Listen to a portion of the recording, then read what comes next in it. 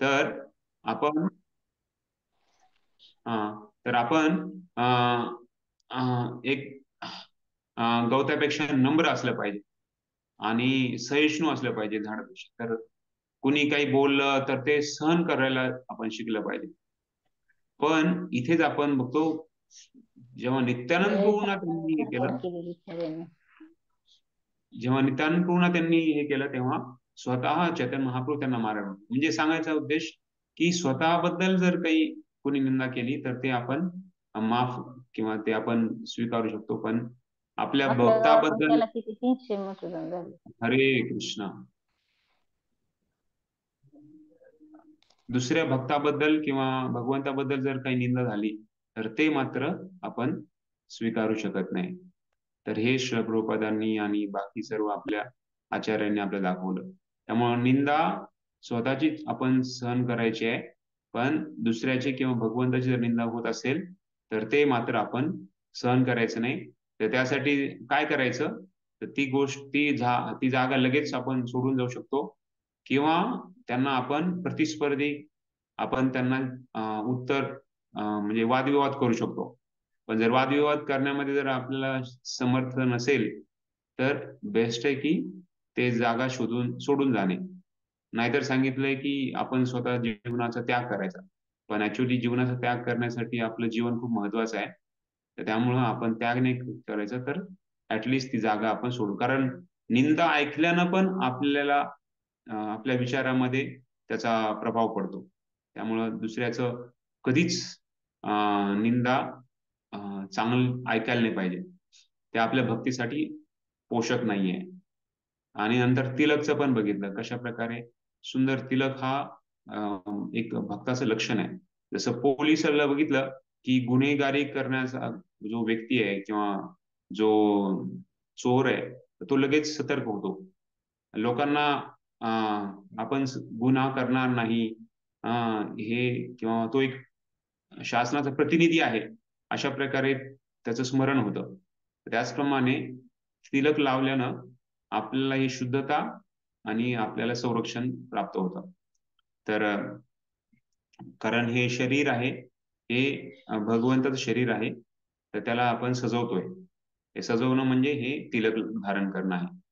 आणि त्याचबरोबर तुळशी माळा 12 तिलकाचं हे सांगितलेलं आहे, तर ते आपण सर्वांनी लक्षात ठेवू शकतो. ते 12 तिलकांची नावं पण ते नाम स्मरण करून तिलक लावलं पाहिजे. तुळशीची माळा, तर त्याच्याबद्दल पण सांगितलंय कशा प्रकारे तुळशीची माळा पण खूप महत्वाची आहे. जे तुळशीची माळा घालतात तर ते नियम पालन केले तरच घालायला पाहिजे. बरेच नवीन लोक इथं मंदिरात येतात आणि म्हणतात आम्हाला तुमच्यासारखी तुळशीची माळा पाहिजे, पण ऍक्च्युली तुळशीची माळ घालायला सांगितलंय की त्या गळ्याच्या खाली कांदा लसण पण गेलं नाही पाहिजे. तर एवढं हे महत्वाचे नियम आहेत. तर ते नियम जो पालन करतो तो त्यांनीच तुळशी माळा घातली पाहिजे. तुळशी माळा ज्यांच्या गळ्यात वक्षस्थळावर तुळशी माळा असतात त्यांच्या समोर यमदूत ते कधीच जात नाही. तर तुळशी माळेचं पण खूप महत्व आहे. आणि आपण एक भक्त, हे भक्ताची लक्षण आहेत की तिलक आणि तुळशीची माळ हे दोन्ही खूप महत्वाची लक्षण आहेत. पुष्पमाळा स्वीकार करणे, तर पुष्प जे आपण निर्माल्य म्हणून आपण स्वीकारतो.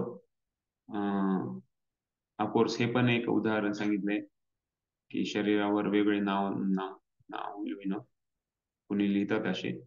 तर आपल्या वेगवेगळ्या भगवंताच्या नावाने शरीरावर कुणी हरे कृष्णा लिहितं, कुणी काय. निर्माल्यादिश्च, जर पुष्पमाळा स्वीकार करणे, तर पुष्पमाळा स्वीकार करण्याचा बऱ्याच वेळेस बाहेरच्या जगामध्ये जेव्हा पुष्पमाळा घालती जाते तेव्हा खूप लोक टाळ्या वाजवतात. तर त्या व्यक्तीचा गौरव करण्यासाठी की तो किती महान आहे त्याला एक त्याला म्हणजे दाखवून देण्यासाठी की तो एक वेगळा व्यक्ती आहे. पण आपल्या मंदिरामध्ये जेव्हा आपण व्यासासनवर कोणी बसलं असते आणि त्याला आपण माळ घालतो, तर त्याचा उद्देश तो नाहीये. त्याचा उद्देश आहे की त्याला भगवंताची कृपा मिळावी, त्याला भगवंताचं एक प्रसाद नैवेद्य म्हणून मिळावं, तर त्यासाठी आपण पुष्पमाळा स्वीकारतो. तर ते भगवंताची शक्ती त्याला मिळावी, भगवंताचं गुणगान गाण्यासाठी. तर यासाठीच आपण तो माळ घालतो. त्यामुळं आपण टाळ्या वाजवत नाही इथे. नाहीतर बाहेरच्या समारंभामध्ये किंवा बाहेरच्या बाकी ह्याच्यामध्ये कोणी जर काही हार कोणाला घातला तर त्याचं मोठं गौरव केला जातो किंवा टाळ्या वाजवून हे केलं जातं.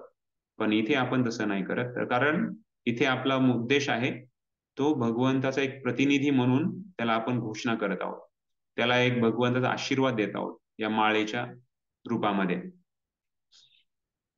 विग्रहासमोर नृत्य करणे, तर नृत्य करणे पण खूप महत्वाचं आहे.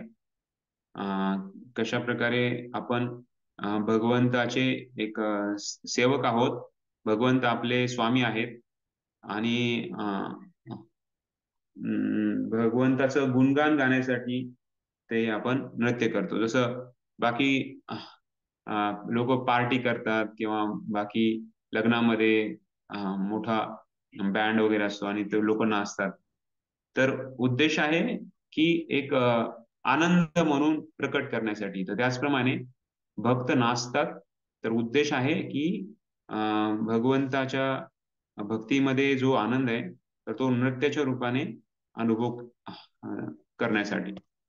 तर नृत्य करणे हे खूप महत्वाचं आहे. कारण आपले जे विग्रह आहेत, गौरनिताय, गौरनिताय हे डान्सिंग डॉग, डान्सिंग लॉर्ड म्हणताय, म्हणजे नृत्य करणारे देव देव देव आहेत आपले. तर ते चैतन्य महाप्रभू नित्यानंद प्रभू. तर ते नेहमी तुम्ही बघता, आपण प्रत्येक मंदिरामध्ये त्यांचे विग्रह दोन्ही हात उंच करून नृत्य करत असतात. तर त्याचप्रमाणे इथे पण आपण बघतो फोटोमध्ये की कशा प्रकारे भगवंताच्या समोर भगवंताच्या प्रसन्नतेसाठी भक्त नाचतात. आणि सांगितलंय की हजारो वर्षाचे जे काही आपल्या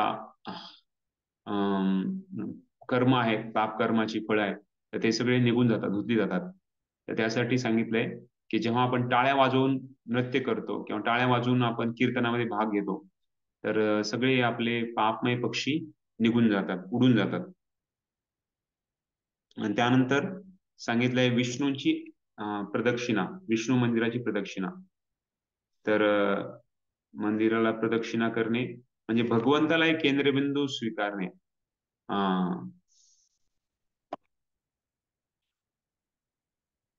ओके. तर ओके. तर मंदिराला प्रदक्षिणा करणे म्हणजे भगवंताला एक केंद्रबिंदू ठेवून सेंटर भगवंत आहेत आणि आपण त्यांना त्यांना फेरी घालतोय. तर केंद्रबिंदू भगवंत ठेवणे हा उद्देश आहे. फेरी घालण्याचा उद्देश काय आहे, 3 प्रदक्षिणा घालण्याचा उद्देश काय आहे, की भगवंताला केंद्रबिंदू ठेवायचंय. माझा जीवनाचा केंद्रबिंदू तुम्ही आहात, तुमच्यासाठीच माझं जीवन मी समर्पण करू इच्छितो. तर या भावनेनं आपण भगवंताच्या प्रदक्षिणा करतो. तर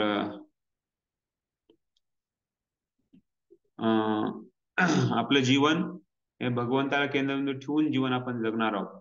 तर हे भगवंताला दाखवण्यासाठी आपण प्रदक्षिणा करतो.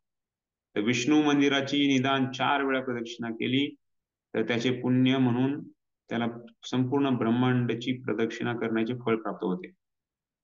तर हे खूप मोठं स्कंद पुराणामध्ये गुणगान गायलेलं आहे. आणि शेवटचं मला वाटतं हे आपण अर्चना पद्धतीने बघितलेलं आहे. अर्चना अर्चना तर ह्याच्यामध्ये पण सांगितलं कशा प्रकारे आपण भगवंताची पूजा करतो. तर मागे कोणतरी प्रश्न पण विचारला होता की कशा प्रकारे आपण वेगवेगळे जे ऍटम्स आहेत, तर भगवंताची पूजा करता पूजा करताना आराधना करताना आपण ते वेगवेगळे ॲटम कुठले आहेत, ते कसं आपण वापरतो, त्याचं प्रतीक त्याचं काय आहे. तर एक सेपरेट क्लास पण आहे, राधेश्याम प्रभूंनी त्याच्यावर दिलेला, तुम्ही तो सेपरेट क्लास ऐकू शकता. पण मी शॉर्ट मध्ये सांगतो की धूप, दीप त्याच्यानंतर पाणी, त्याच्यानंतर अर्घ्य म्हणजे कपडा किंवा रुमाल, आणि त्यानंतर फूल, आणि त्याच्यानंतर चामर, आणि त्याच्यानंतर मोरपीस.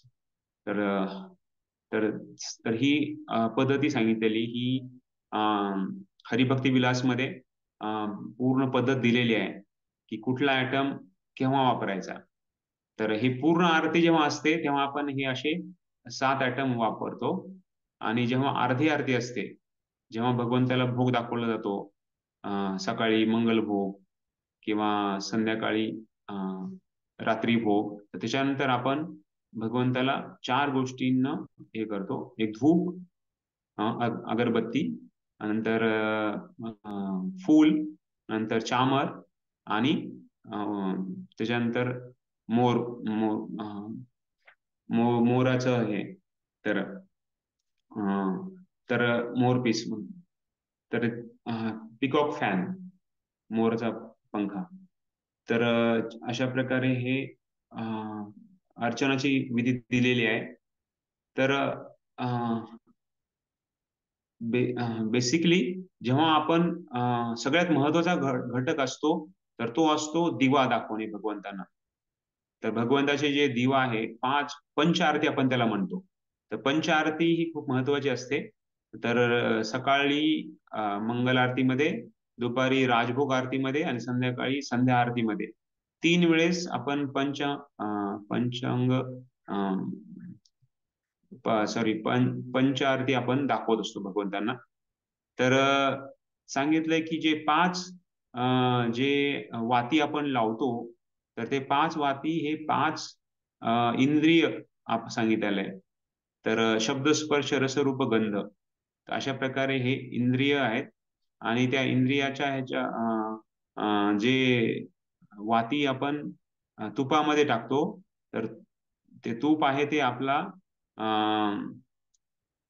अहंकार आहे. तर अहंकार रूपी इंद्रियांना आपण त्या त्याच्या म्हणजे आपण जाळून भगवंताचं चरणी आपण अर्पण करत आहोत. तर म्हणजे आपले जे इंद्रिय आहेत ते सर्व भगवंताच्या सेवेमध्ये लागावेत, हा उद्देश आहे. तर असं सांगितलेलं आहे. त्यामुळं जो दिवा आपण भगवंतांना अर्पण करणार आहे, तर त्यासाठी वेळ जास्त दिलेला आहे. बाकी गोष्टीसाठी वेळ तेवढा नाहीये. पण महत्वाचा आणि जास्त एकाग्रता ठेवून मंत्र जप करून, कारण आपण कुठलाही जो ॲटम आहे तो भगवंताला दाखवतो तेव्हा भगवंताचा एक मंत्र बोलला जातो. नित्यानंद पूर्ण वेगळा मंत्र आहे, गौरा महापूर्ण वेगळा मंत्र आहे. तर मंत्र जप हा पण खूप महत्वाचा विधी आहे शुद्धी करण्यासाठी आणि आपली चेतना योग्य ठेवण्यासाठी. कारण आरती फक्त आरती नसते, आरती मागची पण प्रोसिजर असते. आरतीला यायच्या अगोदर आपली चेतना चांगलं अध्ययन करून, चांगलं भगवंताची गुणगान ऐकून किंवा स्मरण करून आपण ते तयारी करायची असते. त्यामुळं फक्त तिथे भगवंताची भोग दाखवणे, आरती करणे हा सेवा नाहीये.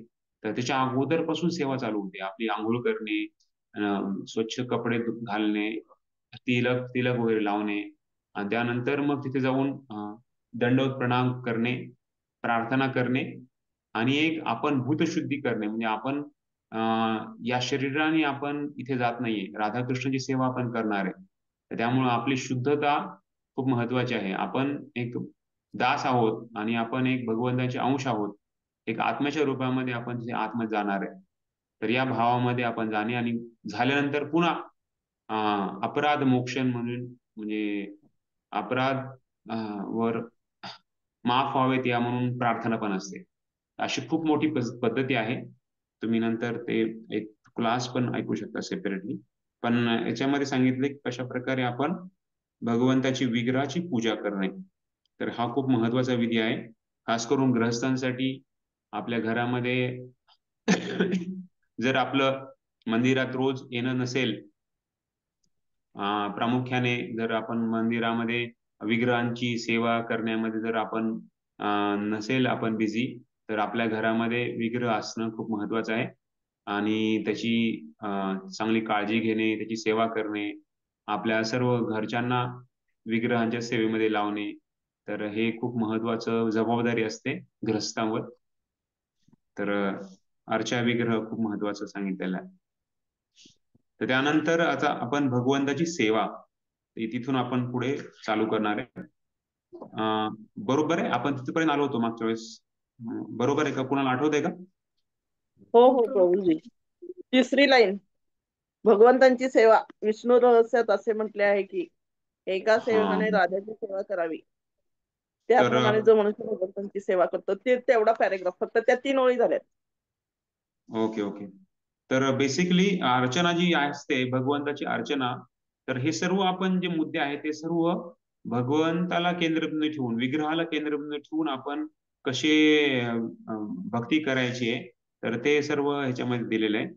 तर आपलं मन आणि आपलं हृदय ते भगवंतावर स्मरण व्हावं, तर हा उद्देश आहे पूजा करण्यामागचा. तर ठीक आहे, तर प्रशांत आपण वाचायला चालू करूया. भगवंताची सेवा तिथून आपण चालू करूया. काय म्हणली राजा माताजी वाटत कोण? तेच पटेल. प्रभूजी कुणाला सांगितलंय? हा तुम्हाला माहिती, तुम्हाला ओके ओके. भगवंतांची सेवा विष्णू रहस्यात असे म्हटले आहे, एका सेवकाने राजाची सेवा करावी, त्याप्रमाणे जो मनुष्य भगवंतांची सेवा करतो तो मृत्यूनंतर निश्चितच कृष्ण लोकाची प्राप्ती करू शकतो. वास्तविक भारतातील भारतातील मंदिरे ही अगदी राजाच्या महालासारखीच आहेत. ती साधारण इमारतींप्रमाणे नसतात, कारण ज्याप्रमाणे राजाची विशाल प्रसादात पूजा किंवा सेवा केली जाते, त्याचप्रमाणे श्रीकृष्णांची पूजा केली गेली पाहिजे. म्हणून वृंदावन धामात अर्चा विग्रहांची एका राजाप्रमाणे सेवा केली जाते. नारदीय पुराणात असे म्हटले आहे की एखाद्या व्यक्तीने काही क्षणांसाठी देखील भगवंतांच्या मंदिरात निवास केला तर त्याला निश्चितच भगवंतांचे दिव्य धाम प्राप्त होऊ शकते. याचा निष्कर्ष असा आहे की समाजातील श्रीमंत लोकांनी सुंदर तथा भव्य मंदिरांची निर्मिती करून तेथे विष्णूंच्या पूजनाची योजना करावी, जेणेकरून लोक त्या मंदिरांना भेट देण्याकरिता आकर्षित होतील आणि त्याद्वारे त्यांना भगवंतांसमोर नृत्य करण्याची अथवा भगवंतांच्या नामाचे कीर्तन करण्याची संधी प्राप्त होईल. तसेच त्यांना भगवंतांचे नामस्मरणही करता येईल. अशा प्रकारे प्रत्येकाला भगवत धामात जाण्याची संधी मिळू शकते. दुसऱ्या शब्दात सांगायचे म्हणजे पूर्ण कृष्ण भावनेने सतत भगवंतांच्या सेवेत रत असलेल्या भक्तांनाच नव्हे तर एखाद्या साधारण मनुष्याला देखील केवळ अशा मंदिरांना भेट देऊन सर्वोच्च वरदान प्राप्त करण्याची संधी मिळू शकते. या संदर्भात श्रीमद भागवतात 4.21.31 ऋतू महाराज आपल्या प्रजेला उद्देशून असे म्हणतात, हे प्रजाजन हो, पूर्ण पुरुषोत्तम भगवान श्रीहरी सर्व पतित बद्ध जीवांचे वास्तविक उद्धार करते आहेत. कोणत्याही देवी देवतांमध्ये बद्ध जीवांचा उद्धार करण्याचे सामर्थ्य नाही, कारण सर्व देवी देवता स्वतः बद्ध आहेत.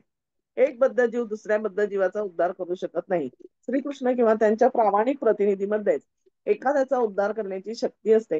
श्री विष्णूंच्या चरणांच्या अंगठ्यातून वाहणारी गंगा नदी पृथ्वीसहित अनेक ग्रहलोकातून प्रवाहित होत असताना सर्व पापी बद्ध जीवांचा उद्धार करीत असते. मग सतत भगवत सेवा परायण राहणाऱ्या भक्तांविषयी सांगण्याची काय आवश्यकता आहे? त्यांच्यात अनेक जन्मांचे संचित पाप असले तरी सुद्धा त्यांची मुक्ती निश्चित आहे. म्हणजेच मंदिरातील विग्रहांच्या सेवेत युक्त असलेला मनुष्य आपल्या अनेक पूर्वजन्मातील पापांचा साठा नष्ट करू शकतो. विग्रहांची सेवा करण्याचा विधी यापूर्वी सांगितलेला आहे आणि मनुष्याने या नियमांचे काटेकोरपणे पालन केले पाहिजे. हरे कृष्णा. पुढचं वाचायचंय का? हरे कृष्ण. तर ऍक्च्युली खूप महत्वाचं आहे बघा, आपल्याला भक्ती किती सोपी दिलेली आहे. जे लक्ष्मी, हजारो लक्ष्म्या भौतिक आध्यात्मिक जगतामध्ये भगवंताचं जे सिंहासन आहे किंवा भगवंताची सेवा करण्यामध्ये पूर्ण मग्न आहेत, झाडू पोछा करण्यापासून मग्न आहेत. तर इथं आपण छोटासा बालक, छोटासा मुलगा झाडू पोछा करतो. तर जी सेवा लक्ष्म्या करण्यासाठी मग्न आहे, तर ती सेवा आपल्याला दिलं ते इथे एवढी म्हणजे खूप मोठी आपल्यावर वरदान आहे. आणि खास करून भगवंताची सेवा ही काही ऍक्च्युली कमी कधीच मानली नाही पाहिजे. कारण प्रभुपाद सांगायचे आपले सर्व मंदिर आहेत तर हे स्पिरिच्युअल एम्बसी आहे. जसं अमेरिकेचे लोकांची एम्बसी असते इथे, अमेरिका किंवा इंग्लंड, अशा रशिया, तर प्रत्येक जो देश आहे तर त्या देशाचे लोक कसे राहतात, कसे बोलतात, कसं एकमेकाशी वागतात, तर त्यांचं सर्व जे काही आहे तर ते सर्व त्या एम्बसी मध्ये आपल्याला बघायला मिळतं. म्हणजे जरी आपण अमेरिकेत गेलो नाही पण अमेरिकेतल्या लोकांचं राहणीमान कसं असतं ते एम्बसी मध्ये बघायला मिळू शकतं. त्याचप्रमाणे भौतिक जगामध्ये राहत असताना आपण आध्यात्मिक जगताबद्दलची माहिती मिळण्यासाठी प्रभुपाद सांगायचे की आपले मंदिर आपण बांधलेले आहेत. मंदिरामध्ये लोक यावेत, त्यांनी भगवंताची आराधना, भगवंताची पूजा, भगवंताचं दर्शन, भगवंतांना नमस्कार अशा प्रकारे जर त्यांनी भाग घेतला त्याचं खूप मोठं परिवर्तन त्याच्यामध्ये त्याला बघायला मिळणार. तर सांगितलंय तर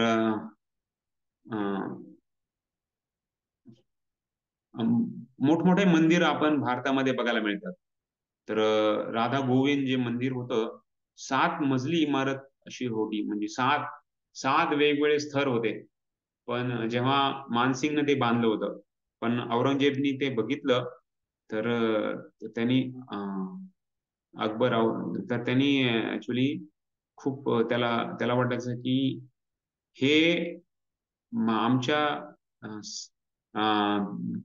आमच्यापेक्षा मोठं कसं काय असू शकतंय काही. तर तेव्हा मग त्यांनी त्याचं ते पूर्ण वरती 4 मजली म्हणजे 4 स्तर होते ते काढून टाकले. आज आपल्याला बघायला मिळतं ते फक्त अर्धच मंदिर, अर्ध्यापेक्षा खाली मंदिर, छोटं मंदिर. पण पहिल्यांदा लोक खूप कारागीर पण खूप हुशार होते आणि लोक मंदिर बांधण्यामध्ये पण खूप रत होते. कारण द्वापर युगामध्ये मंदिर बांधून मंदिराची सेवा करण्यामध्ये भगवत विधीचा सांगितला होता. तर आज पण आपण बघतो जगन्नाथ मंदिर किती मोठं भव्य दिव्य मंदिर बांधलेलं आहे, इंद्रद्युम्न राजांनी बांधलेलं आहे. तर श्रीरंगमध्ये पण गेलं तर श्रीरंगमध्ये पण मंदिर आपण बघू शकतो, कशा रंगनाथचं मंदिर किती मोठं मंदिर आहे. सात सात दरवाजे, म्हणजे 7 वेगवेगळ्या ठिकाणी आपल्याला आतमध्ये जावं लागतं, त्याच्यानंतर मग आपण मेन एंट्रन्स आपण जातो. तर अशा प्रकारे तर तर हे सर्व मागचा उद्देश काय होता की राजा लोकांना पैसा खूप असायचा आणि त्यांना भगवंताबद्दल लोकांना आकर्षण प्राप्ती व्हावी यासाठी त्यांनी मंदिरासाठी काही पण द्यायला ते तयार होते. तर त्यासाठी आपण बघतो की मंदिर खास करून भारतामधले मंदिर खूप मोठमोठाले बांधलेलं असायचे. आणि ऍक्च्युली आपण विष्णुदूतासारखेच आपण इथे राहत आहोत. मंदिरामध्ये राहणे किंवा भक्त बनणे म्हणजे काय, विष्णुदूतासारखंच आहे. फक्त आपल्याला 2 हात आहेत, त्यांना 4 हात असतात, आपल्याला 2 हात आहेत. पण आपल्या बोलण्यानं, आपल्या क्रियेनं, आपल्या जसं मी सांगितलं पोशाख आहे, जे तिलक आहे, कंठीमाळा आहे, धोती कुर्ता किंवा साडी आहे, तर आणि त्याचबरोबर म्हणजे जो जपमाळ आहे, तर एकदम जसं विष्णुदूत असतात त्याप्रमाणेच भगवंताच्या भक्तांचं राहणीमान किंवा सगळं राहण सहान असते, जेणेकरून आपल्याला ती जागा प्राप्त करायची आहे. आतापासून आपण तयारी करत आहोत. आणि त्याचबरोबर सांगितलंय की कसं मंदिरामध्ये भगवंतासमोर नृत्य करणे, नामस्मरण करणे, त्याचबरोबर या सर्व सेवेमध्ये रत असलेले भक्त असतात. अशा प्रकारे भगवतधामात जाण्याची संधी मिळू शकते. साधारण मनुष्याला पण मंदिरात भेट देऊन सर्वोच्च वरदान प्राप्त करायची संधी असते. तर त्यासाठी प्रत्येकाला मंदिरामध्ये येऊन त्याची शुद्धीकरण किंवा त्याचं भक्तीमध्ये प्रगती करण्याची संधी सर्वांना दिलेली आहे.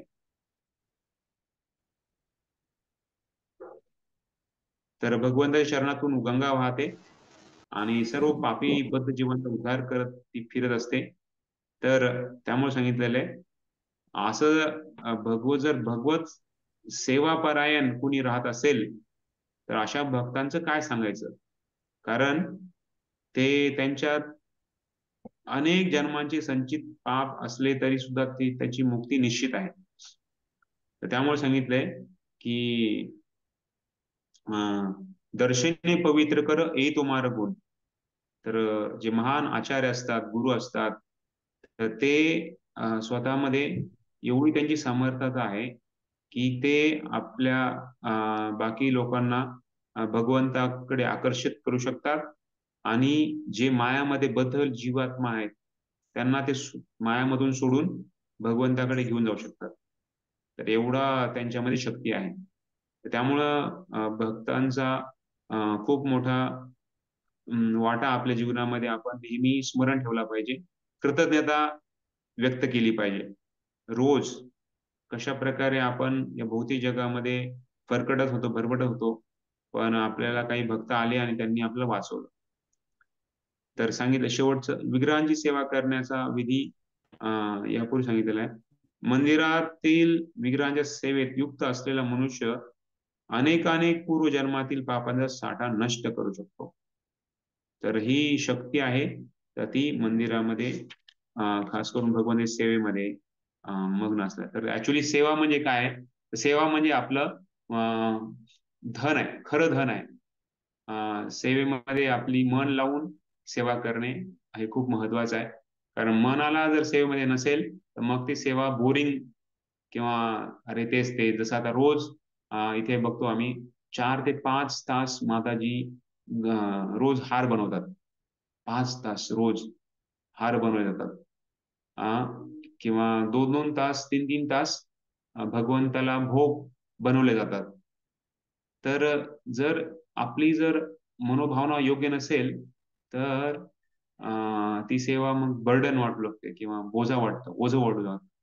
तर त्यासाठी रोज गुरुवाणी ऐकणे, त्याचबरोबर प्रभुपादांच्या पुस्तकांची वाचन करणे, याद्वारे आपली चेतना चांगली करू शकतो आपण.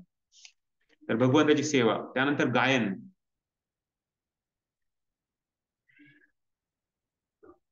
येस प्रभू. हाँ अर्चना बोलते हैं. हरे कृष्ण. धन्यवाद. लिंग पुराणामध्ये भगवंतांच्या स्तुतीपर गायनासंबंधी असे म्हटले आहे, जो ब्राह्मण सतत भगवंतांच्या महात्म्याच्या गायनामध्ये युक्त असतो त्याला भगवंतांच्याच ग्रहावर निवास करण्याची संधी प्राप्त होते. भगवान श्रीकृष्णांना हे गायन भगवान शंकरांनी केलेल्या स्तुतीपेक्षा अधिक मधुर वाटते. पुढे वाचायचे प्रभूजी. हा येस वाच. संकीर्तन. ज्यावेळी मनुष्य मोठ्याने भगवंतांच्या लीला, गुण, रूप या संबंधी कीर्तन करतो त्यावेळी त्याच्या या कीर्तनाला संकीर्तन असे म्हणतात. अनेक लोकांनी एकत्र येऊन केलेल्या नाम गायनालाही संकीर्तन असे म्हटले जाते. विष्णू धर्म या शास्त्रामध्ये संकीर्तन पद्धतीची स्तुती करताना असे म्हटले आहे, हे राजा, कृष्ण हा शब्द इतका शुभ आहे की या पवित्र नामाचा केवळ जप करणारा मनुष्य पूर्वजन्मांतील अनेकानेक पापे त्वरित नष्ट करू शकतो. हे सत्य आहे. या संबंधी चैतन्य चरितामृतात असे विधान आढळते, मनुष्य जितके पापे करूही शकणार नाही तितके आणि त्यापेक्षाही कैक अधिक पापे कृष्ण नामाच्या केवळ एका उच्चारणानेही नष्ट होऊ शकतात. एखादा पापी मनुष्य अनेकानेक पापे करू शकेल, परंतु तो इतके पापे करण्यात निश्चितच असमर्थ आहे की जितके कृष्ण नामाच्या एका उच्चारणानेही नष्ट होऊ शकणार नाहीत. श्रीमद भागवतात 7.9.18 प्रल्हाद महाराज भगवंतांची स्तुती करताना असे म्हणतात, हे नरसिंहदेव, जर मला तुमचा दास होण्याचे उच्च पद लाभले तर मी तुमच्या लीला कथा श्रवण करू शकतो. तुम्ही परम सुहृद आणि परम आराध्य आहात. तुमच्या दिव्य लीलांचे केवळ श्रवण करून अखिल पापे दूर होत असतात. यामुळे मला या पापांचे भय वाटत नाही, कारण तुमच्या केवळ लीला श्रवण करून मी विशाल शक्तीच्या सर्व दुर्गुणांपासून स्वतःला वाचवू शकतो. भगवंतांच्या लीलांसंबंधी अनेक गीते उपलब्ध आहेत, जसे ब्रह्मदेवांची ब्रह्मसंहिता, नारदांनी गायलेली नारद पंचरात्र आणि शुकदेव गोस्वामींनी गायलेले श्रीमद भागवत. ही गीते श्रवण करणारा कोणताही मनुष्य भौतिक दोषांपासून सहजपणे मुक्त होऊ शकतो. भगवंतांसंबंधी असलेली ही गीते श्रवण करणे हे काही फारसे कठीण कार्य नाही. अनेक लक्षावधी वर्षांपासून ती परंपरेनुसार प्रचलित आहेत आणि अद्यापही लोक त्याचा लाभ घेत आहेत. मग सध्याच्या काळात मनुष्याने त्यांचा पूर्ण लाभ घेऊन मुक्तीचा अनुभव का बरे करू नये. श्रीमद भागवतात 1.5.22 नारद मुनी आपले शिष्य व्यासदेव यांना सांगतात, हे व्यासदेव, तपश्चर्या, वेदाध्ययन, यज्ञानुष्ठान, वैदिक मंत्रांचे उच्चारण, ज्ञान आणि दानधर्म इत्यादी पुण्यकर्मांचे एकमात्र परमफळ भक्तांच्या संगतीत भगवंतांच्या कीर्तीचे गायन करता यावे हेच आहे. वरील श्लोकात असे सूचित करण्यात आले आहे की भगवंतांच्या लीलांचे गायन, कीर्तन करणे आणि भगवंतांची स्तुती करणे हे जीवात्म्याचे परम कर्तव्य होय. हरे कृष्ण. हा, हरे कृष्ण. तर दोन गोष्टी आपण बघितल्या. पहिलं तर गायन. तर भगवंत ऍक्च्युली गायन पण आपण कशासाठी करायचंय, तर भगवंताच्या प्रसन्नतेसाठी. जसं बाहेरचे लोक परफॉर्मन्स असतात, तर त्यांचे वेगवेगळे हे असतात, तर त्या म्हणजे शो असतात किंवा त्यांच्या मैफिली असतात. पण आपण मंदिरामध्ये गातोय किंवा कुठे पण आपण गातोय, तर उद्देश आहे की भगवंताला प्रसन्न व्हावे. आणि सांगितलंय की सतत भगवंताच्या महात्म्याच्या गायनामध्ये युक्त असतो त्याला भगवंताच्याच ग्रहावर निवास करण्याची संधी प्राप्त होते. कारण तो आज पण इथं भगवंताचंच गुणगान गातोय, तर मग त्याची गती जर तिथे झाली तर तो तिथे भगवंताचं नेहमी सतत गायन करत राहील, भगवंताच्या क्रियेचं, भगवंताच्या लीलेचं, भगवंताच्या नामाचं. तर भगवान श्रीकृष्णांना हे गायन भगवान शंकरांनी केल्या स्तुतीपेक्षाही अधिक मधुर वाटते. तर बघा भगवंत किती दयाळू आहेत. ते म्हणत नाही की मला एकदम असा सिंगर पाहिजे, असा एक गायक पाहिजे जो खूप चांगला गाणारा असला पाहिजे, त्याला चांगल्या ट्यून आल्या पाहिजेत, त्याला चांगलं तर भगवंत कुणाकडूनही ऐकायला तयार आहे. भगवंत ज्याला हरे कृष्ण महामंत्र तो गातोय, पण त्याला अशी वेगवेगळी धून मध्ये गाण्याची सवय नाहीये, त्याच्याकडूनही ऐकण्यासाठी भगवंत आतुर आहेत. भगवंत असा भेद करत नाहीये. तर त्यामुळं आपण ज्याला शक्य आहे त्यांनी शिकलं पाहिजे चांगलं गाणं, आणि प्रयत्न केले पाहिजे की जेवढं चांगलं करता येईल तेवढं आपण करायचा प्रयत्न केला पाहिजे. पण शेवटी आपण आपल्या भक्तिभावाने आपण भगवंताला जिंकायचंय. तर आपली भक्ती ही सर्वात महत्वाची असली पाहिजे. खास करून भक्तिसिद्धांत सरस्वती ठाकूर जेव्हा त्यांनी शरीर सोडत होते, तर तेव्हा एक खूप सुंदर गायक आणलं.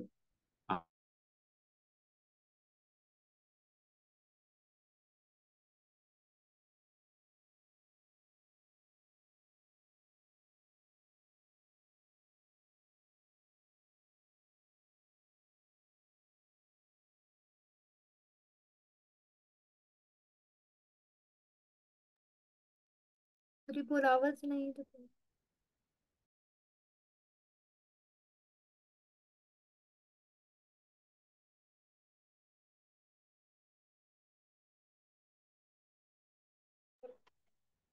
प्रभूजी आवाज येत नाहीये.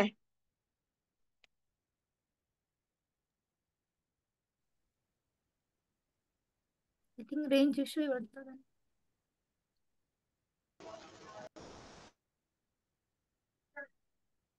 प्रभूजी हरे कृष्ण, आवाज नाही येते.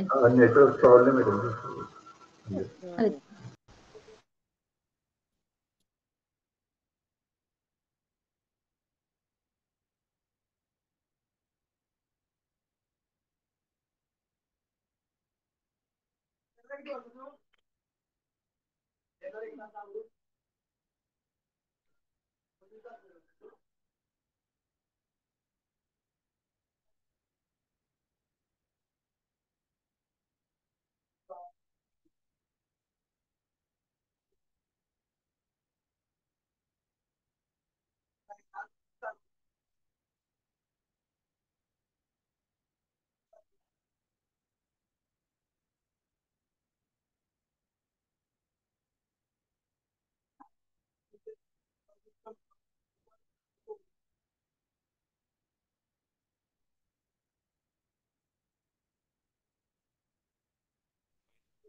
झाल्यामुळं ते बंद झाला होता.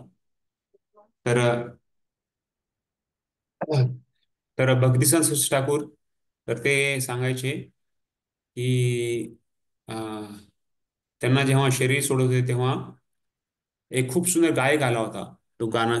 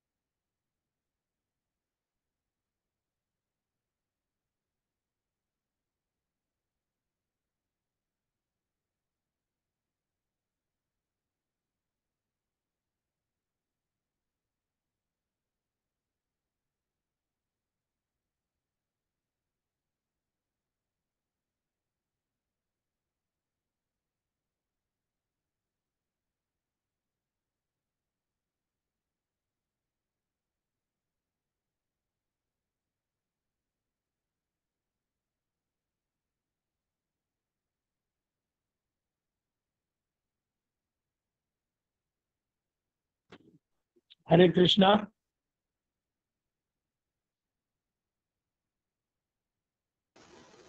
नेटचा प्रॉब्लेम बोलतात. ठीक है ठीक है.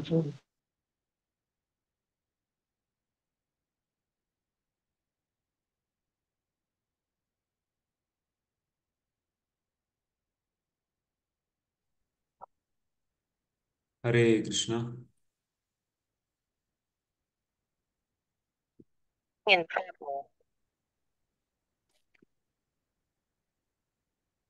दुसरं आपण बघितलं संकीर्तन.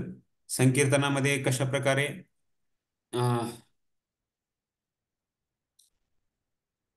भगवंताचे नाम, गुण, लीला, तर या खास करून 3 गोष्टी सांगितलेल्या आहेत प्रामुख्यानं संकीर्तनामध्ये.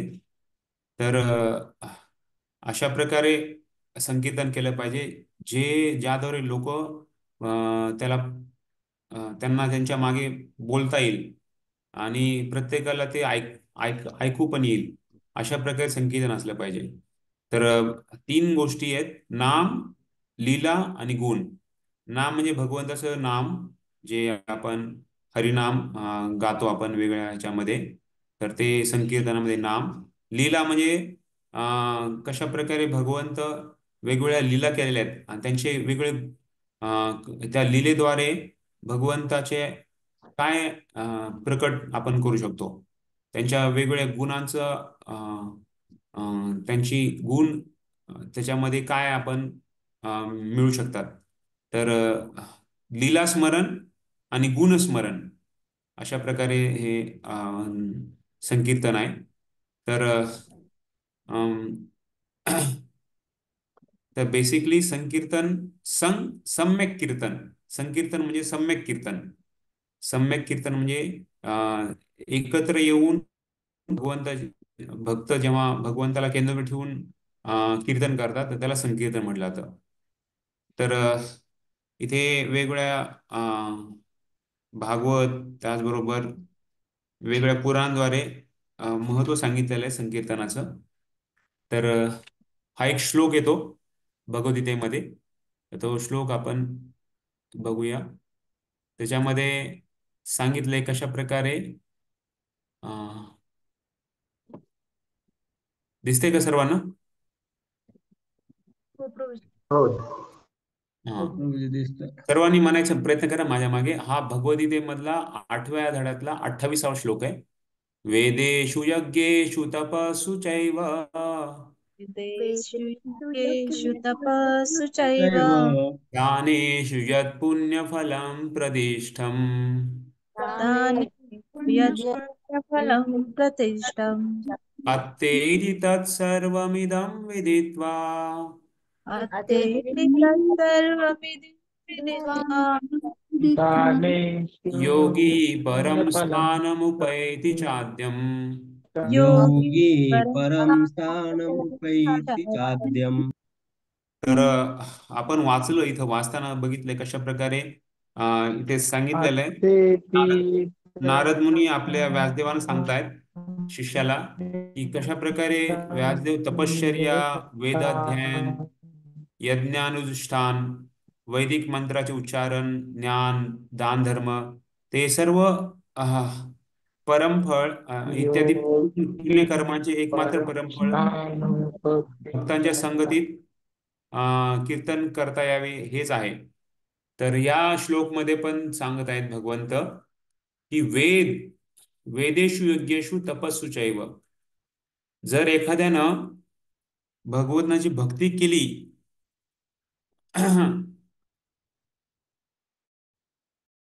आणि त्याला वेदाचं अध्ययन किंवा वेगवेगळी तपस्या, यज्ञ, दान, तप किंवा वा जे खास करून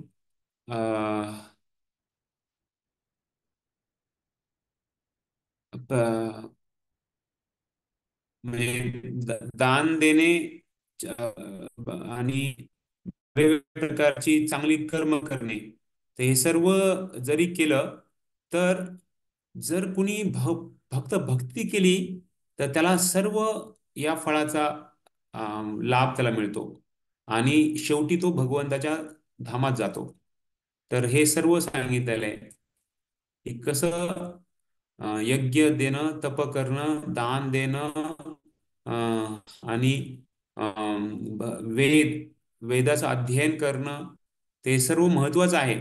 पण कुणी जर भगवंताची भक्ती केली तर या सर्वाचं फळ त्याला मिळतं. त्याच्यामुळं असं नाही की आपण आता दान द्यायचं नाही, तप करायचं नाही, वेदाचं अध्ययन करायचं नाही, असं नाही सांगितलं. पण भक्ती किती महान आहे हे दाखवण्यासाठी हे उदाहरण, हे एक श्लोक सांगितलेलं आहे भगवंतानी. तर त्यामुळे सांगितलंय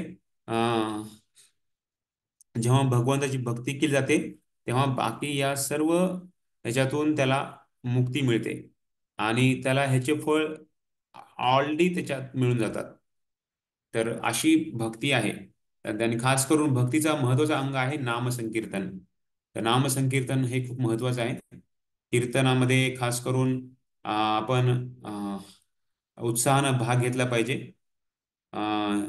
आणि त्याच्यामध्ये वैष्णव भजन हा पण एक वेगळा महत्वाचा. वैष्णव भजनद्वारे आचार्यांनी आपल्याला जे भक्तीचं गूढ आहे तर ते एकदम सोप्या भाषेत दिलेलं आहे. त्यामुळे वैष्णव भजन किंवा भगवंताचं नामसंकीर्तन, तर हे दोन्ही महत्वाचं आहे. आपली चेतना जर आपल्याला विकसित करायची असेल, चांगली चेतना जर आपल्याला ठेवायची असेल तर वैष्णव भजन आपण गायलं पाहिजे. वैष्णव भजन आपण अशी कितीतरी आचार्यांनी एवढे भजन लिहिलेत की आपण आयुष्यभर जरी आपण पाठ करत बसलं तरी ते होणार नाही, एवढे आहेत. तर त्यामुळं आपण प्रयत्न केला पाहिजे आपली चेतना शुद्ध करण्यासाठी. आपल्या जीवनामध्ये काही दुःख असेल किंवा आपल्याला विचार असतील तर ते सर्व जेव्हा आपण भजन गातो तेव्हा ते तुरंत लगेच आपण आपली चेतना आपण वरती उचलतो. त्यामुळं हे संकीर्तन खास करून लीलेचं नामाचं आणि गुणाचं संकीर्तन महत्वाचं आहे. तर भगवंताच्या लीलेचे गायन कीर्तन करणे आणि भगवंत स्तुती करणे हे जीवात्म्याचं परम कर्तव्य आहे. त्यामुळे सांगितलेलं परम कर्तव्य आहे आपलं. तर जसं आपला जन्मसिद्ध अधिकार आहे, तर त्याचप्रमाणे आपलाही जन्मसिद्ध अधिकार आहे भक्तीमध्ये, की आपण या सर्व गोष्टींचा, खास करून या सर्व अंगांचा आपण आपल्या जीवनामध्ये फायदा उचलला पाहिजे. ठीक आहे. तर नंतर आहे नामजप. सुरेश नावर हरे कृष्ण प्रभुजी. हरे हरे कृष्ण. कृष्ण. प्रभुजी, तो तुम्ही सांगत होता भक्ती सिद्धांत सरस्वती ठाकूरजींचं, ते राहिलं ते सांग. मी फक्त सांगितलं अशा प्रकारे त्यांनी जेव्हा शरीर सोडत होते तेव्हा ते म्हणत होते की गीत गावा, आणि ते गीत होतं श्रीरूप मंजरी पद सेई मोर संपदा सेई मोर भजन पूजन. कशा प्रकारे रूप गोस्वामी आचार्य, तर त्यांनी कस उद्धार काय केलंय, तर ते सर्व गुण त्याच्यामध्ये आहे त्या कृष्ण भजनमध्ये. तर ते म्हणत होते की हे गीत कुणीतरी गावा. त्या भक्तांना वाटलं एक खूप खूप सुंदर गायक होता, तर त्याला आणलं त्यांनी गायला. तर तो जेव्हा त्यांनी चालू केलं गायला, तर भक्तिवेदांत ठाकूर म्हणे थांबा म्हणे. तर सगळे म्हणायला लागले काय झालं. ते म्हणले मला ह्याच्याकडून नाही पाहिजे, मला तो प्रोफेशनल गायक होता, म्हणजे बाहेरचा जो आपण लोक बोलवतात कुणाला कुणाला, ते वेगवेगळे टीम असतात, तर त्या तशा प्रकारचा तो गायक होता. पण ते म्हणे की मला या भक्तांकडून मला गायला लावा म्हणे. तर तेव्हा मग त्यांनी सांगितलं की ऍक्च्युली बाहेरच्या त्याला जरी खूप चांगली ट्यून आहे, त्याला आवाज चांगला आहे आणि बाकी सगळ्या गोष्टी आहेत. पण जर त्यांचा भाव, त्यांचा प्रेम नसेल त्या व्यक्तीप्रती, तर ते आपल्याला त्याला स्पर्श नाही होणार. त्यामुळं त्यांनी त्या उदाहरणाद्वारे त्याला शिकवलं की गायन करताना परफॉर्मन्स महत्वाचा नाही, गाय तो पण आहे, नाही नाहीये, पण हरे ते कृष्ण प्रभूजी, आवाज आपण अडकत अडकत येते. आवाज अडकतोय जरा.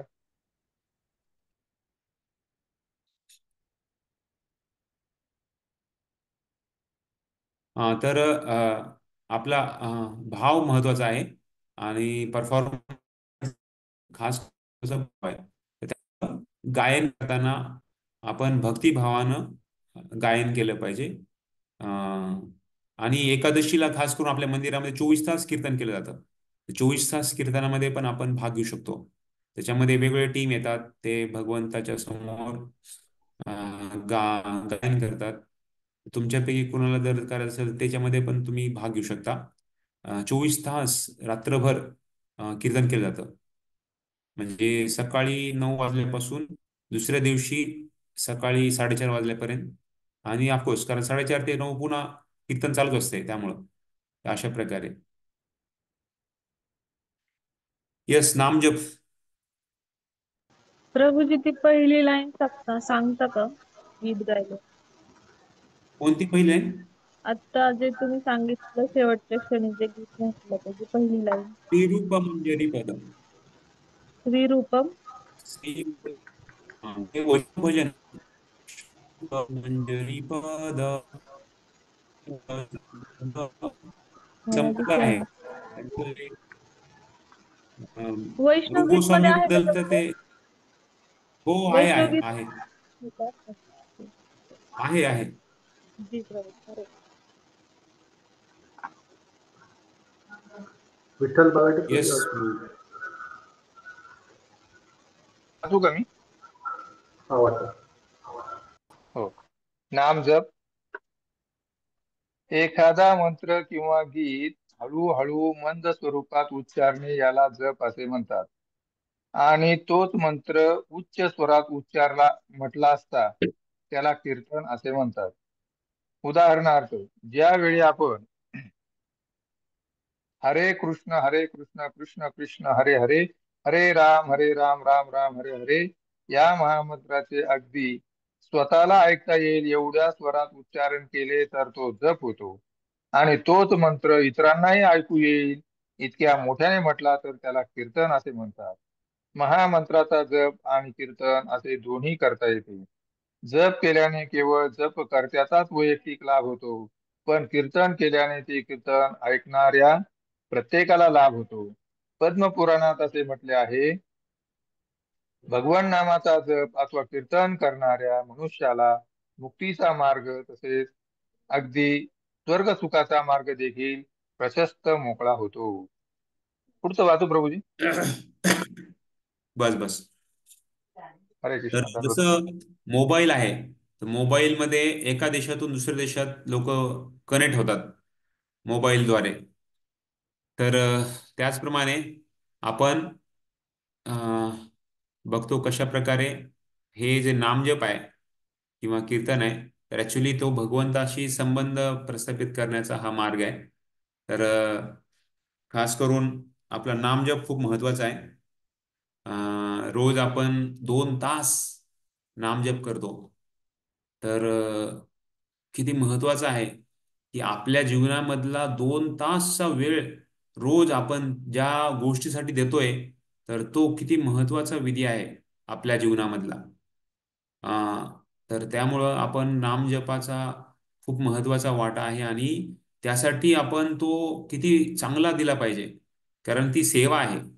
ऍक्च्युली भक्तीमध्ये कुठलीही क्रिया आपण जी करतो, तर ती सेवा या भावनेनं केली तर त्याचा आपला फळ चांगला मिळणार आहे. तर नामजप करताना खास करून किती आपण भगवंताला स्मरण करत आहोत, ज्या व्यक्तीबद्दल ज्या भगवंताचा नामाचा आपण जप करत आहोत त्याचं आपण किती वेळ स्मरण करतो, तर ह्याचा आपल्याला थोडंसं आपण परीक्षा घेतली पाहिजे स्वतःची. त्यामुळे नामजप करताना आपण आपण बघतो द्रौपदीनं कसं भगवंताला पुकारलं. साक्षात भगवंत द्वारकेवरून हस्तिनापूरला आले. अजामिळने जेव्हा भगवंताला पुकारलं तेव्हा भगवंत त्यांच्या धामात होते. तुरंत लगेच त्यांनी प्रस्थान केलं. तर हे जपाचा नाम घेण्याचं किती महत्वाचं पद्धती आहे ते आपल्याला ह्याच्यावरून कळू शकतं. त्यामुळं उगं घ्यायचे म्हणून 16 माळा करायच्या म्हणून करायच्या असं नाही केलं पाहिजे. शेवटी करायचेच आहेत आपल्याला, कारण गुरुला आपण वचन दिलेलं आहे आणि कमीत कमी 16 माळाचा नाम जप आपण करणारच आहोत. जर आपण करायचंच आहे तर मग चांगलं का नको करायला? जर आपण भगवंत जे सगळ्याचे स्वामी आहेत, तर त्या भगवंताला जर आपण चांगला नामजप म्हणजे आपण कंपनीमध्ये जेव्हा जॉब करतो तेव्हा आपल्या बॉसला किंवा आपल्या मॅनेजरला आपण चांगलं करून त्याला खुश करण्याचा प्रयत्न करतो. तर भगवंत तर सगळ्या बॉसचे बॉस आहेत. तर भगवंत सर्व लोक महेश्वर आहेत. तर त्या भगवंतांना आपण प्रसन्न करण्यासाठी किती आपण आपली शक्ती त्याच्यामध्ये दिली पाहिजे नामजपामध्ये. त्यामुळे नामजप हा खूप महत्वाचा आहे.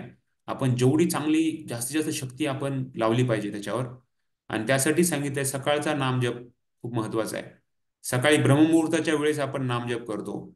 आपण घरी असू द्या, जॉबवर असू द्या, सॉरी मंदिरात असू द्या किंवा रेल्वेमध्ये असू द्या किंवा कुठे पण असू द्या, सकाळचा वेळ ब्रह्ममुहूर्ताचा वेळ जो आपल्या जीवनातला सगळ्यात महत्वाचा वेळ आहे. सकाळी सकाळी उठल्यावर फ्रेश वेळ असतो.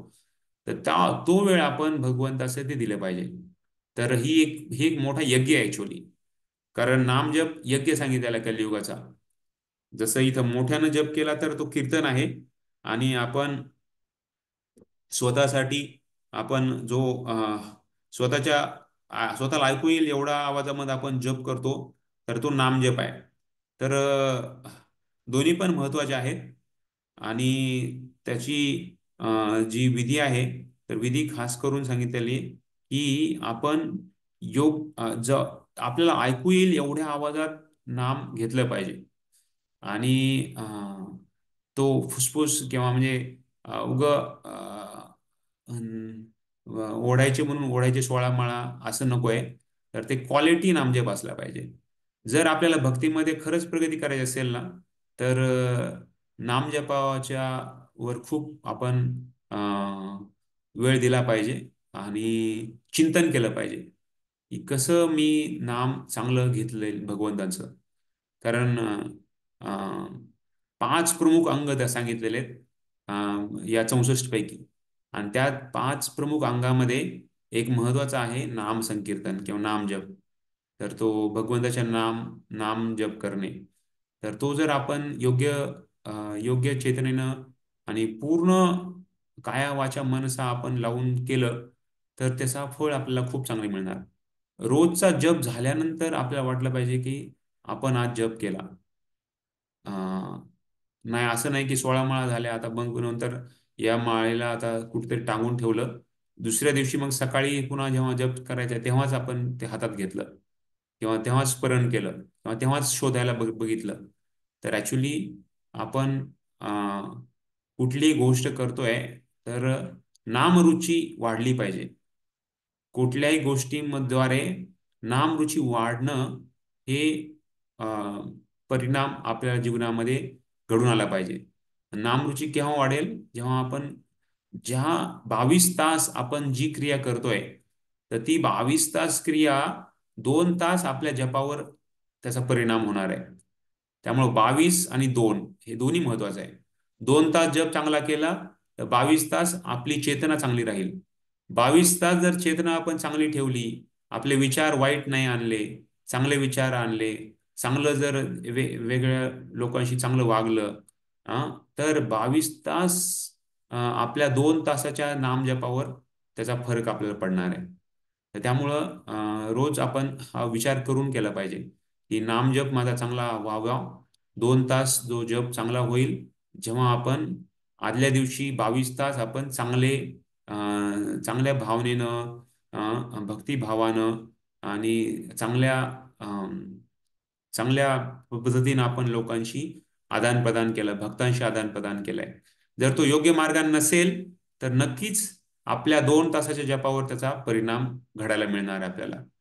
तर त्यामुळं 2 तास जप हा खूप सिरियसली घेतला पाहिजे. तेव्हा आपण पूर्ण भगवंत आणि आपण एकत्र आहोत. भगवंत आपल्यासाठी सगळं सोडून प्रत्येक व्यक्तीचा, प्रत्येक भक्ताचा नाम जप ऐकण्यासाठी ते तत्पर असतात. जर देव सगळं त्याचे काम, त्याचे सगळे मीटिंग्स, त्याच्या सगळं सोडून आपल्याला मीटिंग करण्याशी जर भगवंत 2 तास देत असतील तर मग आपण किती आतुरतेनं आणि किती उत्साहानं आपण नामजप करण्याचा प्रयत्न केला पाहिजे. कुणाला काही प्रश्न आहे का ह्याच्यावर?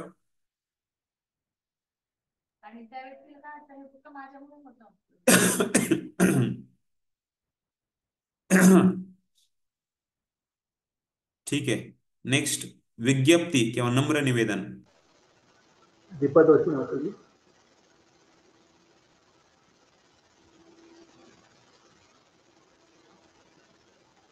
दीपा जोशी माताजी.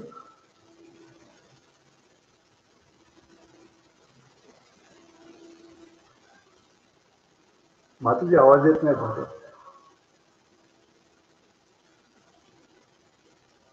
माताजी हरे कृष्ण. माताजी आवाज येत नाही तुमचा. हरी बोल दीपा माताजी, तुमचं माईक अनम्यूट करा.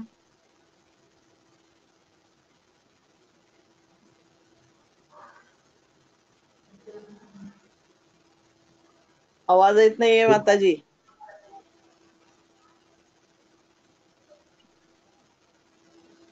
नेटवर्क इश्यू असणार प्रभू. हरे कृष्ण प्रभूजी. आवाज येत नव्हता माताजी. सॉरी प्रभूजी, हे म्यूट होतं. वाचू का परत? आवाज. हरे कृष्ण प्रभूजी. हो वाचा ना माताजी. हरे कृष्ण प्रभूजी, वाचू का? हो वाचा ना. स्कंद पुराणात भगवंतांच्या चरणकमलांशी नम्र निवेदन करण्यासंबंधी असे म्हटले आहे की धीर भक्त श्रीकृष्णांना शरण जाण्याकरिता 3 प्रकारचे मार्ग उपयोगात आणतात. हे मार्ग असे आहेत: 1. संप्रार्थनात्मिका अतिशय पूर्ण प्रार्थना करणे, 2 दैन्य बोधिका, नम्रपणे शरण जाणे, 3 लाल समई, एखाद्या सिद्धीची व पूर्ण अवस्थेची लालसा ठेवणे. पारमार्थिक जीवनात अशी अभिलाषा ठेवणे ही इंद्रिय तृप्ती नव्हे.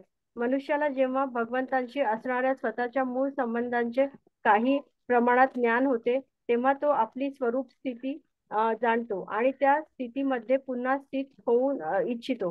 ही स्थिती म्हणजे तो भक्त भगवान श्रीकृष्णांचा सखा, दास, माता पिता किंवा प्रेमी असू शकतो. याला लाल समयी किंवा आपली स्वरूप स्थिती प्राप्त करण्यासाठीची अति उत्कट इच्छा असे म्हटले जाते. शरणागतीतील ही लाल सामाई अवस्था स्वरूप सिद्धी नामक परिपूर्ण मुक्तावस्थेत प्राप्त होते. स्वरूप सिद्धी प्राप्त झालेल्या भक्तास पूर्ण आध्यात्मिक प्रगती आणि साक्षात्कार यांच्या साहाय्याने भगवंतांबरोबरचा आपला मूळचा संबंध ज्ञात होतो. पद्मपुराणात संप्रार्थात्मिका प्रार्थनेचे एक उदाहरण असे दिलेले आहे. हे प्रभो, मी जाणतो की युवतींना युवकांविषयी स्वाभाविक आकर्षण असते आणि युवकांना युवतींविषयी स्वाभाविक आकर्षण किंवा स्नेह असतो. मी तुमच्या चरणकमळी अशी प्रार्थना करीत आहे की माझे मनही त्याचप्रमाणे आपोआप तुमच्याकडे आकर्षित व्हावे. हे उदाहरण अगदी समर्पक आहे. युवक युवतींमध्ये एक दुसऱ्याला पाहिल्यावर परस्परांच्या परिचयाविना सहजच आकर्षण उत्पन्न होत असते. जरी या संबंधात त्यांना शिक्षण दिले गेले नसले तरी काम विकारांमुळे त्यांच्यामध्ये सहजच हे आकर्षण उत्पन्न होत असते. हे एक भौतिक उदाहरण झाले. परंतु भक्त अशी प्रार्थना करीत आहे की तो अशा प्रकारचे सहज आकर्षक भगवंतांविषयी विकसित करू शकेल. हे आकर्षण कोणत्याही लाभ किंवा इतर कारणांविना आपोआपच उत्पन्न झाले पाहिजे, ही त्यांची इच्छा असते. भगवंतांविषयी विकसित झालेले हे आकर्षण म्हणजे आत्मसाक्षात्काराची पूर्ण सिद्धी होय. त्याच पद्मपुराणात दैन्य बोधिका वृत्तीचेही उदाहरण आढळते. त्या ठिकाणी असे म्हटले आहे, हे प्रभो, तुम्हाला माझ्याहून अधिक पापात्मा माझ्याहून अधिक अपराधीही कुठे सापडणार नाही. मी इतका पापी आणि अपराधी आहे की ज्यावेळी मी तुमच्या समोर माझ्या पापांसाठी क्षमा याचना करण्यास येतो त्यावेळी मी अत्याधिक लज्जित होतो. ही भक्ताची स्वाभाविक स्थिती होय. पण ज्यावेळी एक बद्ध जीव विषयी विचार करतो त्यावेळी आपण हे लक्षात ठेवले पाहिजे की त्यांनी आपल्या पूर्वजन्मात काहीतरी पाप केलेले आहे. यामध्ये काहीच आश्चर्य वाटायचे कारण नाही आणि तसे त्यांनी भगवंतांसमोर मान्य केले पाहिजे. त्यांनी असे करताच भगवंत अशा प्रामाणिक भक्ताला त्वरित क्षमा करतात. मात्र याचा असा अर्थ होत नाही की भगवंतांच्या अकारण कृपेचा लाभ उठवून त्या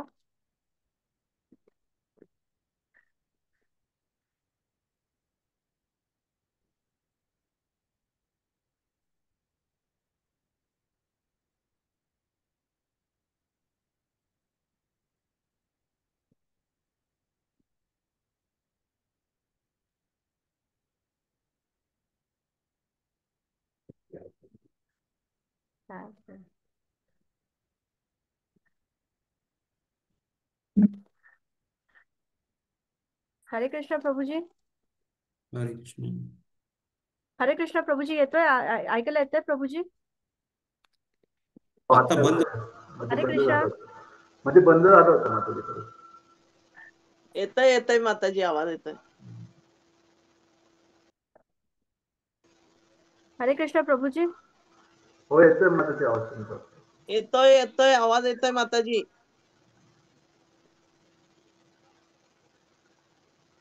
हरे कृष्ण माताजी, आवाज येतोय, वाचा तुम्ही.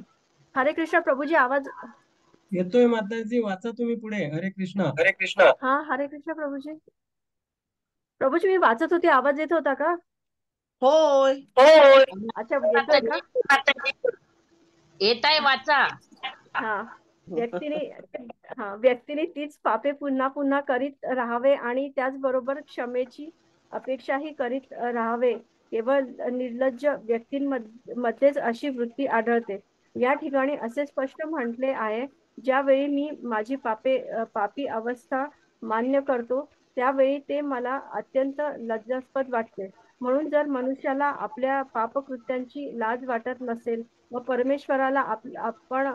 परमेश्वराला मला क्षमा करील या भावनेने तो पुन्हा पुन्हा तीच पापे करीत राहिला, तर तो केवळ मूर्खपणा आहे. वैदिक शास्त्रातील कोणत्याही भागामध्ये या कल्पनेला स्वीकारण्यात आलेले नाही. भगवन नामाचा जप केल्याने पूर्वजन्मातील सर्व पापे पूर्णपणे धुतली जातात, हे सत्य आहे. परंतु याचा कोणी असा अर्थ काढू नये की अशा प्रमाणे पापे धुवून गेल्यावर आपण पुन्हा तीच पापे करीत राहावे आणि त्यानंतर पुन्हा पापे धुवून जाण्याची अपेक्षा ठेवावी. हा निव्वळ मूर्खपणा आहे आणि भक्तिमय सेवेमध्ये तो कधीही स्वीकारला जात नाही. कोणी असा विचार करू शकतो, मी संपूर्ण आठवडा पापे करीत राहीन आणि एक दिवस मंदिर किंवा चर्चमध्ये जाऊन माझ्या पापांसाठी क्षमा याचना करून ती पापे धुतली जातील आणि त्यानंतर मी पुन्हा माझी पापकृत्ये चालू ठेवेन. ही अत्यंत वेडेपणाची आणि अपराधी भावना आहे आणि भक्तिरसामृत सिंधूच्या ग्रंथकारांना ती मुळीच मान्य नाही. नारद पंचरात्र या ग्रंथामध्ये लाल समयी वृत्तीचे एक सुंदर कथन आढळते. या ठिकाणी एक भक्त म्हणतो, हे प्रभू, तुम्ही मला एक चवरीने वारा घालण्याचा आदेश द्याल व तुमच्या इच्छेनुसार तुम्ही मला असे म्हणाल की तू अशा प्रकारे मला वारा घाल. असा दिवस केव्हा उजाडेल? या श्लोकामागची कल्पना अशी आहे की भक्ताला पूर्ण पुरुषोत्तम भगवान यांना चौरीने व्यक्तिशः वारा घालण्याची इच्छा आहे. याचा अर्थ तो भगवंतांचा एक निकटचा पार्षद होण्याची इच्छा करीत आहे असा आहे. अर्थात कोणत्याही भक्ताला दास, सखा किंवा प्रेमी म्हणून कोणत्याही प्रकारची सेवा करीत असताना नेहमीच भगवंतांचा निकटचा संग प्राप्त होत असतो. पण प्रत्येकाला आपापल्या वैयक्तिक रसानुसार त्यापैकी केवळ एकाच संबंधीची अभिलाषा असते. या ठिकाणी आपण पाहत आहोत की या भक्ताला भगवंतांचा दास होण्याची इच्छा आहे आणि भगवंतांची अंतरंगा शक्ती लक्ष्मी देवी हिच्या प्रमाणे त्यांना वारा घालण्याची इच्छा आहे. त्याची अशीही इच्छा आहे की मी भगवंतांना कसा वारा घालावा हेही त्यांनी मला कृपापूर्वक सांगावे. याला लाल सामाई विज्ञाप्ती किंवा दिव्य इच्छेने केलेले निवेदन असे म्हणतात व ही आत्मसाक्षात्काराच्या स्तरावरची उच्च अवस्था होय. याच नारद पंचरात्रीमध्ये निवेदनाने आणखी एक उदाहरण आढळते. या ठिकाणी म्हणतो, हे कमल नयन भगवान, ज्यावेळी यमुना नदीच्या किनारी मी एक उन्मत्त व्यक्तीप्रमाणे सतत तुमचा नामजप करीत राहीन व त्याच वेळी तुमच्या नेत्रातून निरंतर अश्रुधारा वाहत राहतील, असा दिवस केव्हा उजाडेल? ही देखील एक पूर्णावस्था आहे. भगवान श्री चैतन्य महाप्रभूंनी अशीच अभिलाषा व्यक्त केली होती की हे प्रभू, तुमच्या निराहाने मला एक क्षणही 12 वर्षाहून अधिक मोठा वाटत आहे आणि तुमच्या दर्शनाविना संपूर्ण जगत मला केवळ शून्यवत भासत आहे. आपण अत्यंत भावपूर्ण अशी प्रार्थना करावी आणि भगवंतांची एक विशिष्ट प्रकारची सेवा करण्याची इच्छा करावी. सर्व महान भक्तांनी, विशेष करून श्री चैतन्य महाप्रभूंनी अशीच शिकवण दिलेली आहे. दुसऱ्या शब्दात सांगायचे तर भक्तांनी भगवंतांकरिता रडण्याची कला आत्मसात करावी. ही पद्धत आपण शिकली पाहिजे आणि अत्यंत उत्सुकतेने कोणत्या तरी प्रकारच्या सेवेमध्ये युक्त होण्यासाठी वास्तविकपणे रडले पाहिजे. यालाच लौल्यम असे म्हणतात आणि यातील अश्रू म्हणजेच परमोच्च सिद्धीचे मूल्य होय. भगवंतांना भेटून त्यांची विशिष्ट प्रकारे सेवा करण्याचा अति उत्कट इच्छेला लौल्यम असे म्हटले जाते आणि जर आपण हे विकसित केले तर भगवत धामातील आपल्या प्रवेशाचे तेच मूल्य होय. याविना इतर कोणत्याही भौतिक मार्गाने भगवत धामात प्रवेश करण्याचे मूल्य देता येत नाही. तेथे प्रवेश करण्याचे एकमात्र मूल्य म्हणजे लौल्यम, लाल समयी किंवा इच्छा आणि अत्याधिक उत्सुकता हे होय. हरे हरे कृष्ण प्रभूजी, प्रणाम. तर इथे आपण बघत आहोत त्या अगोदरचा 32वा जो आयटम होता गीतम, गायन. तर प्रभुपाद कशा प्रकारे त्यांची कीर्तन आहेत, भजन आहेत, त्यांनी एकदम मन लावून गायन करायचे. आपण शेजारी बघतो बिर्ला मंगल ठाकूर, बिल्वा मंगल ठाकूर, तर त्यांनी पण कीर्तन करायचे. साक्षात साक्षात भगवंत यायचे, त्यांचे कीर्तन ऐकायला तिथे बसायचे. त्यांचे खूप सुंदर वैष्णव भजन गीत आहेत. त्यांना खाली बीबी गोविंद महाराजांचं पण बघतो आपण फोटो, कशा प्रकारे तेव्हा ते कीर्तन करतात. एकदम माधव महाराज म्हणजे माधव प्रभू, तर कशा प्रकारे एकदम पूर्ण त्यांचं कीर्तनामध्ये आपण मग्न होऊ शकतो. आणि बाकी वेगळे रोजी पण येतो. तर कीर्तन हे खूप महत्वाचं अंग आहे आपल्या भक्तीमध्ये. त्याच्यानंतर संकीर्तन, ग्रुपमध्ये ग्रुपमध्ये म्हणजे सगळे एकत्र येऊन एक लीड सिंगर असतो आणि बाकी सगळे त्याच्या मागे पालन करतात, फॉलो करतात. तर तेव्हा त्यांचं पण जप, वैयक्तिक जप. त्यानंतर आता प्रार्थना, विज्ञाप्ती. विज्ञाप्ती म्हणजे प्रार्थना. तर 3 प्रकारच्या प्रार्थना आपण सांगितल्यात. एक आहे संप्रार्थनात्मिका, दुसरी आहे दैन्य बोधिका आणि तिसरी आहे लालसामयी. त्या तिन्ही प्रार्थनांचं खूप सुंदर इथं उदाहरणाद्वारे त्यांचे म्हणजे विश्लेषण केलेलं आहे. तर पहिला आहे संप्रार्थनात्मिका, अतिशय भावपूर्ण प्रार्थना करणे. तर तर सांगितले खास करून भगवंताचं इथं गुणगान गाणे. भगवंता तुम्ही इथे महान आहात आणि मी किती लहान आहे, माझ्यामध्ये किती दोष आहेत. तर ह्याला संप्रार्थना सांगितलेलं आहे की भगवंताचं गुणगान गाणे आणि आपली जी स्थिती आहे ती भगवंतासमोर मांडणे, ही संप्रार्थना. दैन्य बोधिका म्हणजे काय की भगवंत म्हणजे माझी स्थितीच किती खालावलेली आहे. मी एवढा पापी व्यक्ती आहे, माझ्यापेक्षा दुसरा कोणी पापी नाहीच आहे या जगामध्ये. तर एकदम नम्र भावना इथे विकसित करणे. पहिल्या ह्याच्यामध्ये पण नम्र भावना आहे, पण पहिले भगवंताला गुणगान गातो भक्त आणि त्यानंतर मग आपण आपली जी स्थिती आहे ती सांगतात. दैन्य बोधिकामध्ये दैन्य अवस्थाच आपली दैन्य अवस्था भगवंतासमोर मांडणे. आणि तिसरं आहे लालसामयी. लालसामयी म्हणजे काय की एक मला काहीतरी पाहिजे, लालसा आहे म्हणजे काहीतरी इच्छा आहे. तर खास करून आपण जी तुलसी आरती गातो ना, तुलसी आरतीमध्ये एक प्रार्थना आहे की कशा प्रकारे भगवंता मला काहीतरी तुमच्याकडून द्यायचंय. खास करून तुळशी महाराजची प्रार्थना आहे. तर आपण बघतो मोर येई अभिलाष, विलास कुंज दियो वास. तर त्याच्यामध्ये तिसऱ्या कडव्यामध्ये तिथे सांगितलंय मोर येई अभिलाष, विलास कुंजे दियो वास, नयने हेरी बो सदा, जुगल रूप राशी. तर माझी इच्छा काय आहे, तर माझी इच्छा अशी आहे की तुमच्या कृपेने मला वृंदावनमध्ये वास मिळावा. खास करून कुंजामध्ये. आणि एवढं वास मिळावा एवढंच नाही, तर तिथे काय काय करायला पाहिजे. नयने हेरी बो सदा, जुगल रूप राशी. माझ्या इंद्रियांनी, खास करून माझ्या डोळ्यांनी मला भगवंतांचे, राधाकृष्णांचे जे खूप सुंदर लीला आहेत तर त्या बघण्याची मला कृपा व्हावी.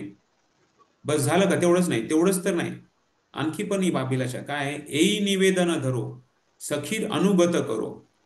तर आणखी एक माझं निवेदन आहे, तर ते काय आहे की मला जे सखी आहेत त्यांच्या अनुयायी मला मिळावं, त्यांच्यातर्फे मला सेवा मिळावी. सेवा अधिकार दिये करो निज दासी. तर मला अशा प्रकारे तुम्ही सेवेमध्ये लावा. तर तुम्ही स्वतः किंवा तुमच्या वेगवेगळ्या दासी आहेत, मंजेरी आहेत, तर त्यांची दासी म्हणून मला सेवेमध्ये लावा. बस झालं का? आणि तेवढं झालं एवढं पण नाही. दीनकृष्ण दास कोय येई येन मोर होय, श्री राधा गोविंद प्रेमी सदा येन भासी.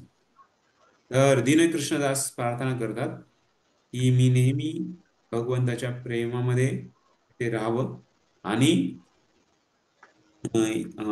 तुलसी महाराणीची प्रदक्षिणा केली तर ब्रह्महत्याच्या सारख्या महाभयंकर पापातून पण मुक्ती होऊ शकते. तर ही एक लालसामी प्रार्थना आहे. अशा प्रकारे भक्त हा एक इच्छा ठेवत आहे की मला काय अ, प्राप्त व्हावी. तर अशा प्रकारे या 3 प्रकारची प्रार्थना आहेत: संप्रार्थनात्मिका, दैन्यबोधिका आणि लालसामयी. संप्रार्थनात्मिकामध्ये आणखी उदाहरण आपण सांगू शकतो. कशा प्रकारे भगवंताचं गुणगान गाऊन स्वतःची जी स्थिती आहे ती व्यक्त करणे. जसं कृष्ण चैतन्य प्रभु दया करो मोरे, तुम बिन के दयालो जगत संसारे, पतित पावन हेतु तव अवतार, मोसामा पतित प्रभू न पाई आर. तुमचा अवतार हे पतित पावन आहे. तुम्ही पतित लोकांचा उद्धार करण्यासाठी तुम्ही आलेत. माझ्यासारखा दुसरा पतित आणखी कोणी तुम्हाला सापडणारच नाही. त्यामुळं माझा उद्धार करणे हा तुमचा सर्वात महत्वाचा पहिला कर्तव्य असलं पाहिजे. अशा प्रकारे ही आहे संप्रार्थना. आणि दैन्य बोधिकामध्ये पण आपण बघतो कशा प्रकारे भक्तिविनोद ठाकूर पण सांगतात, आमार जीवन सदा पापेरत, नाही क पुण्येर लेश, परेर उद्वेग दियाची जे कतो, धियाची जीवेर क्लेश. तर माझं जीवन आहे तर ते काम इच्छेनं भरलेलं आहे. तर भगवंता तुम्ही कृपा करा, द्वारे या भौतिक ज्या इच्छातून मी वरती उचलेन. तर त्यामुळे ऍक्च्युली वैष्णव भजन आपण गायले पाहिजे, पाठ केले पाहिजे. कारण ते भजन आहेत तर ते प्रार्थना आहेत. आणि त्या प्रार्थनाद्वारे आपल्याला भक्तीमध्ये प्रगती करण्याची खूप संधी आहे. त्यामुळे सांगितलंय की या प्रार्थना खूप महत्वाच्या आहेत. आपण बघतो कशा प्रकारे रूप गोस्वामी चैतन्य महाप्रभूंना, सनातन गोस्वामी चैतन्य महाप्रभूंना, त्याचबरोबर भीष्मदेव कृष्णाला प्रार्थना करत आहेत. तर या प्रार्थना खूप महत्वाच्या आहेत. सांगितलंय की अशा प्रकारे आपण प्रार्थना केली पाहिजे जी पहिले भक्तांनी ती गायलेली आहे. जसं आपण आता आचार्यांची वैष्णव भजन आपण गात होतो. तर त्यांचा भाव, आपण जरी त्या भाव नसेल आपल्यामध्ये, पण भगवंत त्यांचा भाव स्वीकारतील आणि आपल्याला त्याची कृपा होते. तर खास करून त्यांचं हृदय त्याच्यामध्ये त्यांनी टाकलेलं असतंय, त्या प्रार्थनेमध्ये, त्या वैष्णव भजनमध्ये. त्यामुळं जसं आहे तसं जरी आपण बोललं तर ते ऍक्च्युअली आपल्याला शुद्ध करू शकतं. जरी आपण तसे बनलो नसेल आपण आत्ता, पण तरी पण जर आपण जस जे वचन त्यांनी गायलेत, जे शब्द त्यांनी गायलेत तसेच आपण जर बोललं तर भगवंत खुश होतात. अं,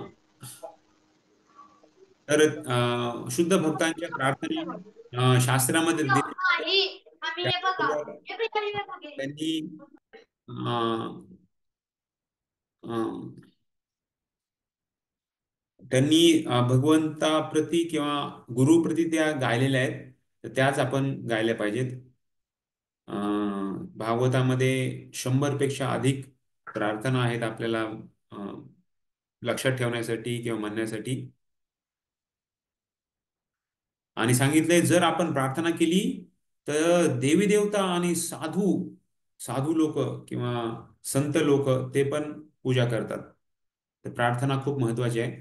जसं इथं बघतो आपण, हे माताजी गजेंद्र प्रार्थना म्हणत आहेत. गजेंद्राची जी प्रार्थना आहे ती जसं आहे तसं या माताजी म्हणत आहेत रोज सकाळी. तर अशा प्रकारे सांगितलंय की कशा प्रकारे भगवंताला जेव्हा भगवंतानी गजेंद्रांनी जेव्हा प्रार्थना भगवंताला अर्पण केली, तर भगवंत लगेच आलेत होते तिथपर्यंत तिथं, आणि त्यांनी लगेच त्याची रक्षा केलेली आहे. तर ही प्रार्थना विज्ञप्ती म्हणजे प्रार्थना खूप महत्वाची आहे. तर आपली प्रार्थना भगवंत स्वीकारतील का नाही ते शक्य म्हणजे ते माहित नाही. पण जर आपण शुद्ध भक्ताची प्रार्थना गायली तर भगवंत नक्कीच ती स्वीकारतात. त्यामुळं शुद्ध भक्तांची किंवा शास्त्रातल्या दिलेल्या भक्तांची आपण प्रार्थना म्हटली पाहिजे. त्याच्यानंतर सांगितलंय स्तव पाठ. यस प्रभू, स्तव पाठ. सुरेश नागरवरचे प्रभू. हरे कृष्ण प्रभूजी. हरे कृष्ण. महान विद्वानाच्या मते संपूर्ण भगवद्गीतेमध्ये आणि विशेष करून 11व्या अध्यायात अनेक अधिकृत प्रार्थना आढळतात. भगवद्गीतेच्या 11व्या अध्यायात अर्जुनाने भगवंताची स्तुती करण्यासाठी अनेक श्लोकाची रचना केलेली आहे. त्याचप्रमाणे गौतमीय तंत्र या शास्त्रातील सर्व श्लोकांनाही प्रार्थना समजण्यात येते. पुन्हा श्रीमद भागवतातही भगवंताच्या शेकडो स्तुती आढळतात. म्हणून भक्ताने यामधील काही प्रार्थना आपल्या स्तुती पाठाकरिता निवडून घ्याव्यात. स्कंद पुराणात अशा प्रकारच्या प्रार्थनांची स्तुती करताना असे म्हटले आहे, भगवान श्रीकृष्णाच्या स्तुतीने ज्या भक्तांच्या जिव्हा सदैव सुशोभित असतात त्या भक्तांचा महान साधू संत देखील सन्मान करतात, आणि असे भक्त वास्तविकपणे देवताकरिता देखील पूजनीय ठरतात. अल्पबुद्धीचे लोक भगवान श्रीकृष्णाची पूजा करण्याऐवजी विशिष्ट भौतिक लाभाकरता अनेक देवी देवतांची उपासना करीत असतात. परंतु या ठिकाणी असे म्हटले आहे की भगवंताची सतत प्रार्थना करीत असणारा भक्त अशा देवी देवतासाठी देखील पूजनीय असतो. शुद्ध भक्त देवी देवताकडून काहीही अपेक्षा ठेवीत नाही. उलट या देवी देवता शुद्ध भक्ताची स्तुती करण्यासाठी आतुर असतात. नरसिंह पुराणात असे म्हटले आहे, जो मनुष्य भगवान श्रीकृष्णाच्या अर्चविग्रहाच्या समोर येऊन निरनिराळ्या प्रार्थना म्हणतो, तो त्वरित सर्व पापापासून मुक्त होऊन अगदी निसंशय वैकुंठ लोकाची प्राप्ती करण्यास पात्र ठरतो. हरे कृष्ण. तर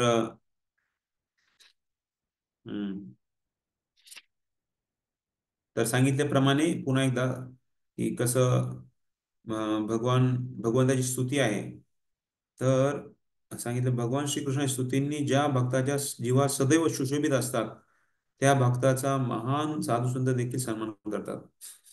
तर ऍक्च्युली आपण बघतो, जर आपण आपली वाचा शुद्ध ठेवली, खास करून शुद्ध कशी ठेवू, जेव्हा आपण भगवंत जे सगळ्यात शुद्ध आहेत तर त्यांचं नामस्मरण आपण घेऊ, त्यांच्या सानिध्यामध्ये आपणही पूर्ण शुद्ध होऊ शकतो.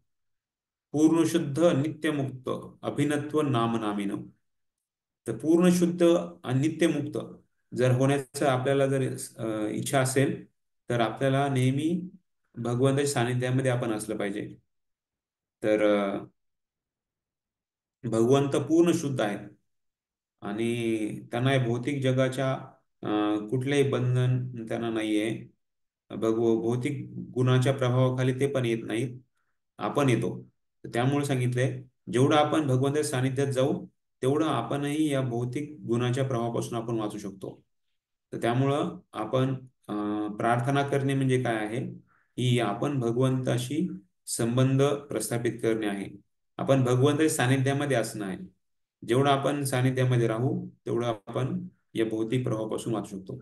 बराच वेळेस भक्त आम्ही बघितले की ते काय करतात की छोट्याशा कागदावर किंवा छोटासा जो आयडी असते ते आयडीच्या मागे प्रार्थना लिहितात किंवा श्लोक लिहितात, आणि मग जाताना येताना किंवा छोट्याशा डायरीमध्ये किंवा आजकाल छोटेसे श्लोका बुक पण निघालेले आहेत, श्लोका बुक गाईड्स वगैरे.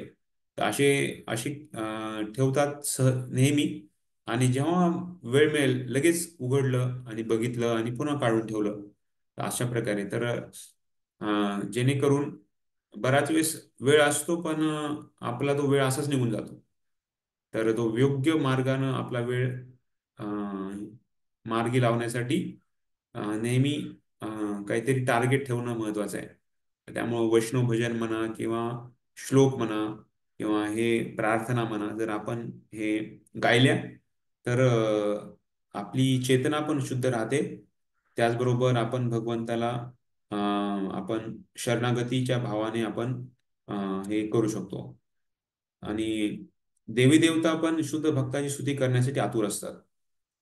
तर शुद्ध भक्त बनणं म्हणजे काही सोपं नाहीये, पण सोपं पण आहे जर आपण गुरुचा आणि प्रभुपादांच्या सारख्या आचार्यांचा आशीर्वाद प्राप्त केला तर. तर त्यासाठी आपल्याला अं, वेळ खूप महत्वाचा आपण म्हणजे निरर्थक वेळ घातला नाही पाहिजे, तरच आपण शुद्ध बनू शकतो. प्रसाद ग्रहण. प्रसाद ग्रहण मीच वाचतो. पद्मपुराण असे म्हटले आहे, जो मनुष्य नियमितपणे प्रसाद आणि चरणामृत तुळशीचे बीज मिश्रित जल जे भगवंत चरण कमलावर अर्पण करण्यात येते स्वीकारून ते ग्रहण करतो, तो 10,000 यज्ञ करण्याचे पुण्य प्राप्त करतो. यासंबंधी सूचना अशी आहे की हा प्रसाद विग्रहाच्या अगदी समोर घेऊ नये. तर सांगितलंय 10,000 यज्ञाची प्राप्ती जर आपल्याला करायची असेल फळाची, तर आपण भगवंताचा चरणामृत भगवंताचा प्रसाद तर हा स्वीकारला पाहिजे. तर त्यामुळं बघा छोट्या छोट्या गोष्टी आहेत, पण या गोष्टी किती महत्वाच्या आहेत आणि किती शक्तिशाली आहेत ते आपल्याला दिसायला मिळते. फक्त प्रसाद खाणे आणि चरणामृत घेणे या दोन गोष्टींचं किती महत्व इथे सांगितलेलं आहे. चरणामृतचं आणखी एक आहे, चरणामृत प्राशन. यस प्रू कोणतरी चरणामृत प्राशन वाचायला. सुषमा अडिगे मात्र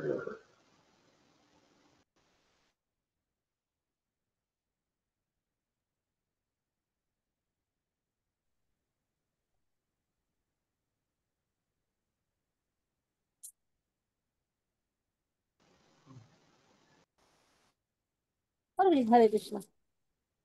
प्रतिदिन पहाटे अर्चा विग्रहांना नवीन शृंगार करण्याच्या आधी स्नान घातले जाते आणि यातून चरणामृताची प्राप्ती होत असते. अनेक सुगंधी द्रव्ये आणि फुले यांच्या मिश्रणाने युक्त असलेले हे पाणी ज्यावेळी अगदी हळूहळू भगवंतांच्या चरण कमळांवरून घरंगळून येत असते त्यावेळी ते गोळा केले जाते आणि नंतर त्याच्यामध्ये दही मिसळले जाते. त्याला चरणामृत असे म्हणतात. हे चरणामृत चवीला अत्यंत उत्कृष्ट असते आणि त्याच्यामध्ये अत्यंतिक आध्यात्मिक शक्ती असते. पद्मपुराणात वर्णन केल्याप्रमाणे मनुष्याने जरी कधीही दान दिलेले नसेल, कधीही मोठा यज्ञ संपन्न केलेला नसेल, कधीही वेदांचे अध्ययन केलेले नसेल, कधीही भगवंतांची पूजा केलेली नसेल किंवा दुसऱ्या शब्दात त्याने कधीही कोणतेही पुण्यकर्म केलेले नसेल, तरीही तो केवळ चरणामृत प्राशन करून भगवत धामात प्रवेश करण्यास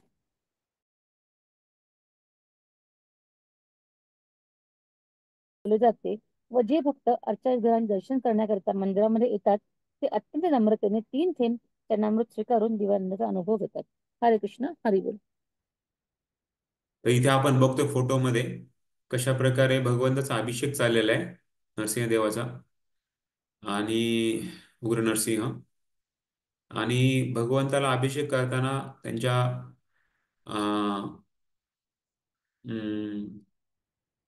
पूर्ण मस्तकावरून खाली पूर्ण चरण कमलापर्यंत त्यांचा अभिषेक केला जातो. आणि त्यानंतर मग ते जे चरणामृत आहे तर ते सर्वांना वाटलं जातं. तर याच्यामध्ये खूप महत्वाचा नियम इथे सांगितलेला आहे. चरणामृत कसं असलं पाहिजे, कसं नसलं पाहिजे, म्हणजे कसं घेतलं नाही पाहिजे.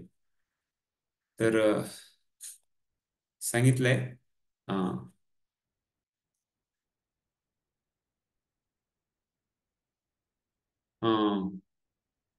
जर कुणी चांगलं कार्य पण केलं नसेल, वेगवेगळ्या सांगितले दान दिलं नसेल, यज्ञ केलं नसेल, तर फक्त चरणामृत घेतल्यानं पण त्याला खूप मोठी सुकृती मिळते. आणि महत्वाचं आहे की ते चरणामृत खाली पडलं नाही पाहिजे. तर हे खूप महत्वाचं आहे. आपण जर ते योग्य भावनेनं, त्यासाठी आपण बघतो की बऱ्याच वेळेस चरणामृतच्या तिथे मंत्र पण दिलेला असतो, आणि कशा प्रकारे आपण तो मंत्र उच्चारण करून आपण त्याचं स्मरण केलं पाहिजे की हे सगळ्या रोगाचा नाश करू शकतं. एवढंच नाही तर मुक्ती प्रदान करू शकतं. एवढंच नाही तर भगवंताची भक्ती प्रदान करू शकते. तर अशा प्रकारे चरणामृत आहे. तर त्यामुळे त्याला आपण आदरपूर्वक स्वीकारलं पाहिजे. तर भक्ती म्हणजे अशा काही मोठ्या गोष्टी नाही आहेत. गोष्टी छोट्याच आहेत, पण त्याची चेतना खूप महत्वाची आहे. तर त्यासाठी स्वादो पादयोः, जे भगवंताचं चरण अभिषेक केल्यानंतर जे पाणी आहे किंवा चरण अमृत आहे, तर त्याला चरणामृत म्हटलं जातं. त्याच्यानंतर धूप, अगरबत्ती आणि पुष्पमाळांचा सुगंध घेणे. तर एक शेवटचं वाचून आज तिथे आपण विश्राम करूया. तर कुणी प्रभूजी? हो.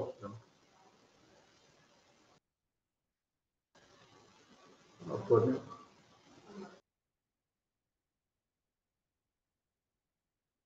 धूप माल्यादी सौरभ्यम. हरे कृष्ण प्रभूजी.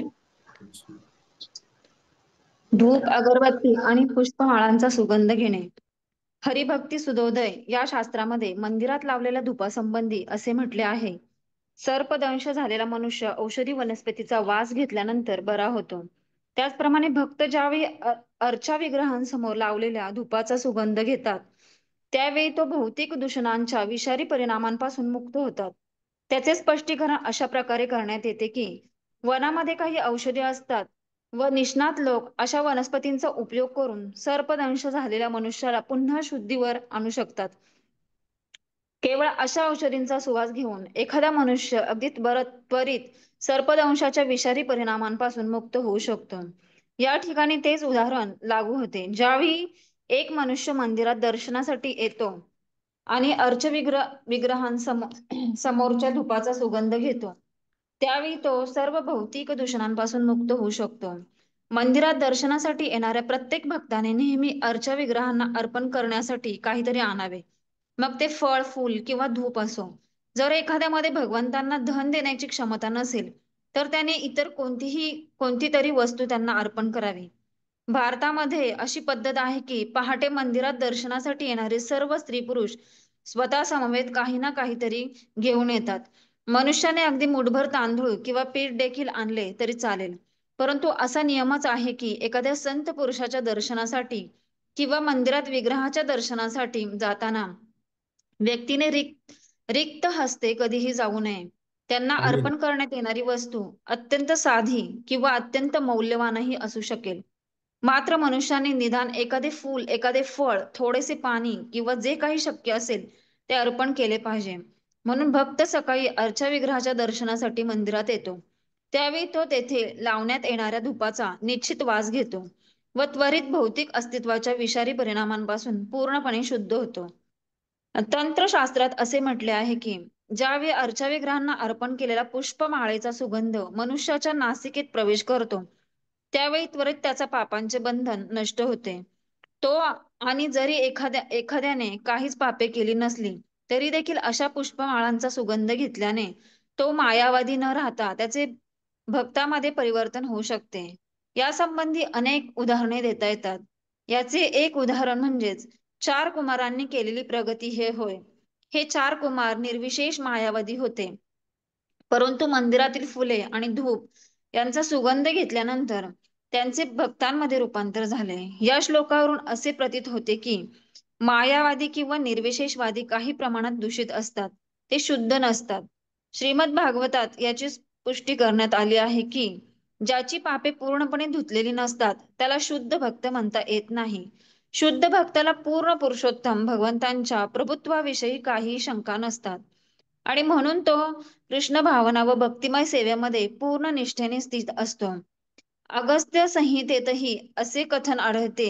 तेथे असे म्हटले आहे, केवळ आपल्या नागपुड्यांची मलिनता शुद्ध करण्यासाठी आपण भगवान श्रीकृष्णांना अर्पण करण्यात आलेल्या पुष्पमाळांचा सुगंध घेणे आवश्यक आहे. हरे कृष्ण प्रभूजी, दंडवत प्रणाम.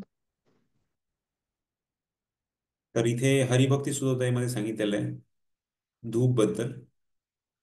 तर धूप किती महत्वाचं आहे.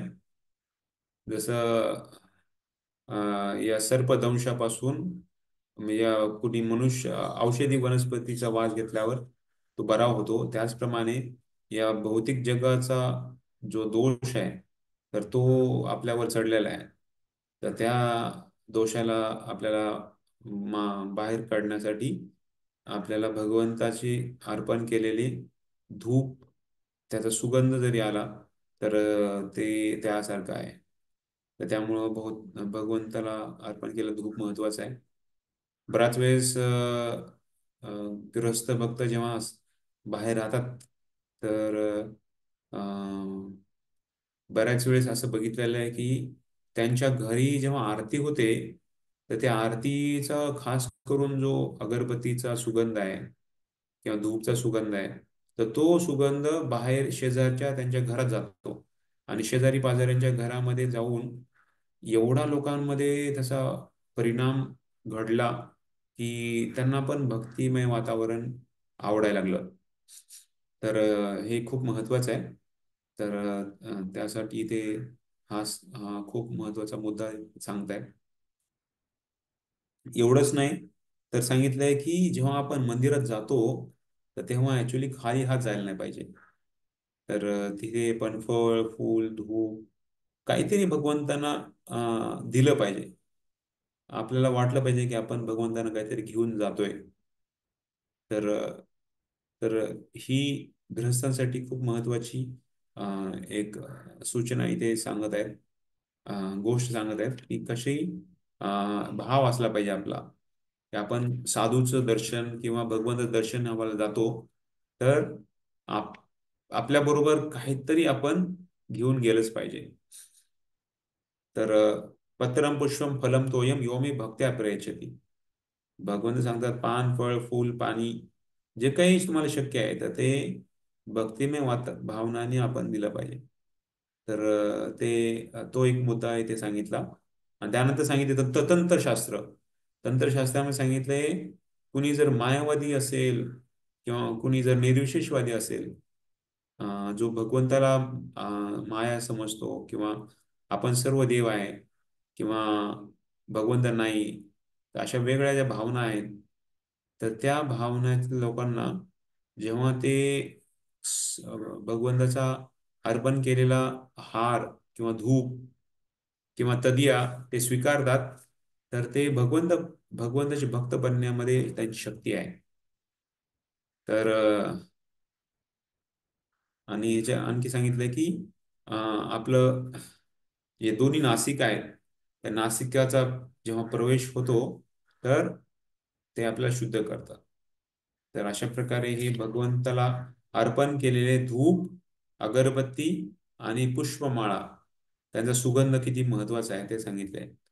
धूप, अगरबत्ती आणि पुष्पमाळाचा सुगंध. तर एवढी सोपी भक्ती मार्ग दिलेला आहे. फक्त सुगंध घेतल्यानं पण आपण या भौतिक प्रभावापासून वाचू शकतो आणि भक्त बनण्याची पूर्ण आपल्यामध्ये क्षमता विकसित होऊ शकते. चतुष्कुमार, 4 कुमाराचं उदाहरण इथे दिलेलं आहे. तर 4 कुमार पहिल्यांदा निर्विशेषवादी होते, मायावादी होते, पण त्यांनी भगवंताला अर्पण केलेली तुळशी आणि भगवंताला अर्पण केलेली फळ आणि धूप तर त्याचा सुगंध घेतला. सुगंध घेतल्यानं त्यांची जे काही दूषण होते ते दूषण निघून गेले, ते शुद्ध झाले आणि त्यांनी भक्ती चालू केली. अशा प्रकारे आपण बघतो 4 जे खास करून चतुष्कुमार होते तर त्यांच्यामध्ये परिवर्तन आपल्याला बघायला मिळतं. हरे कृष्ण. हरे कृष्ण हरे कृष्ण कृष्ण कृष्ण हरे हरे, हरे राम राम राम हरे हरे. भक्ती तत्वासंबंधी अधिक हा विचार त्याच्यामध्ये आता 2-3 गोष्टी बाकी आहेत आणि त्यानंतर 10वा अध्याय पण खूप महत्वाचा आहे. त्याच्यामध्ये आणखी वेगळे अंग सांगतायत रूप गोस्वामी. विधी. त्यानंतर 11वा अध्याय आहे, त्याच्यामध्ये दिव्य सेवेची नाना रूपे, तर वेगवेगळे भाव काय आहेत तर ते भावाबद्दल सांगितलेलं आहे. तर अशा प्रकारे हे बाकी पुढचे 19 धड्यापर्यंत आपल्याला अभ्यास या पुस्तकातून आपल्याला करायचा आहे. तो आपण उद्या बघूया. हरे कृष्ण. हरे हरे कृष्ण. दंडोत प्रणाम. दंडवत प्रणाम. हरे कृष्ण. धन्यवाद.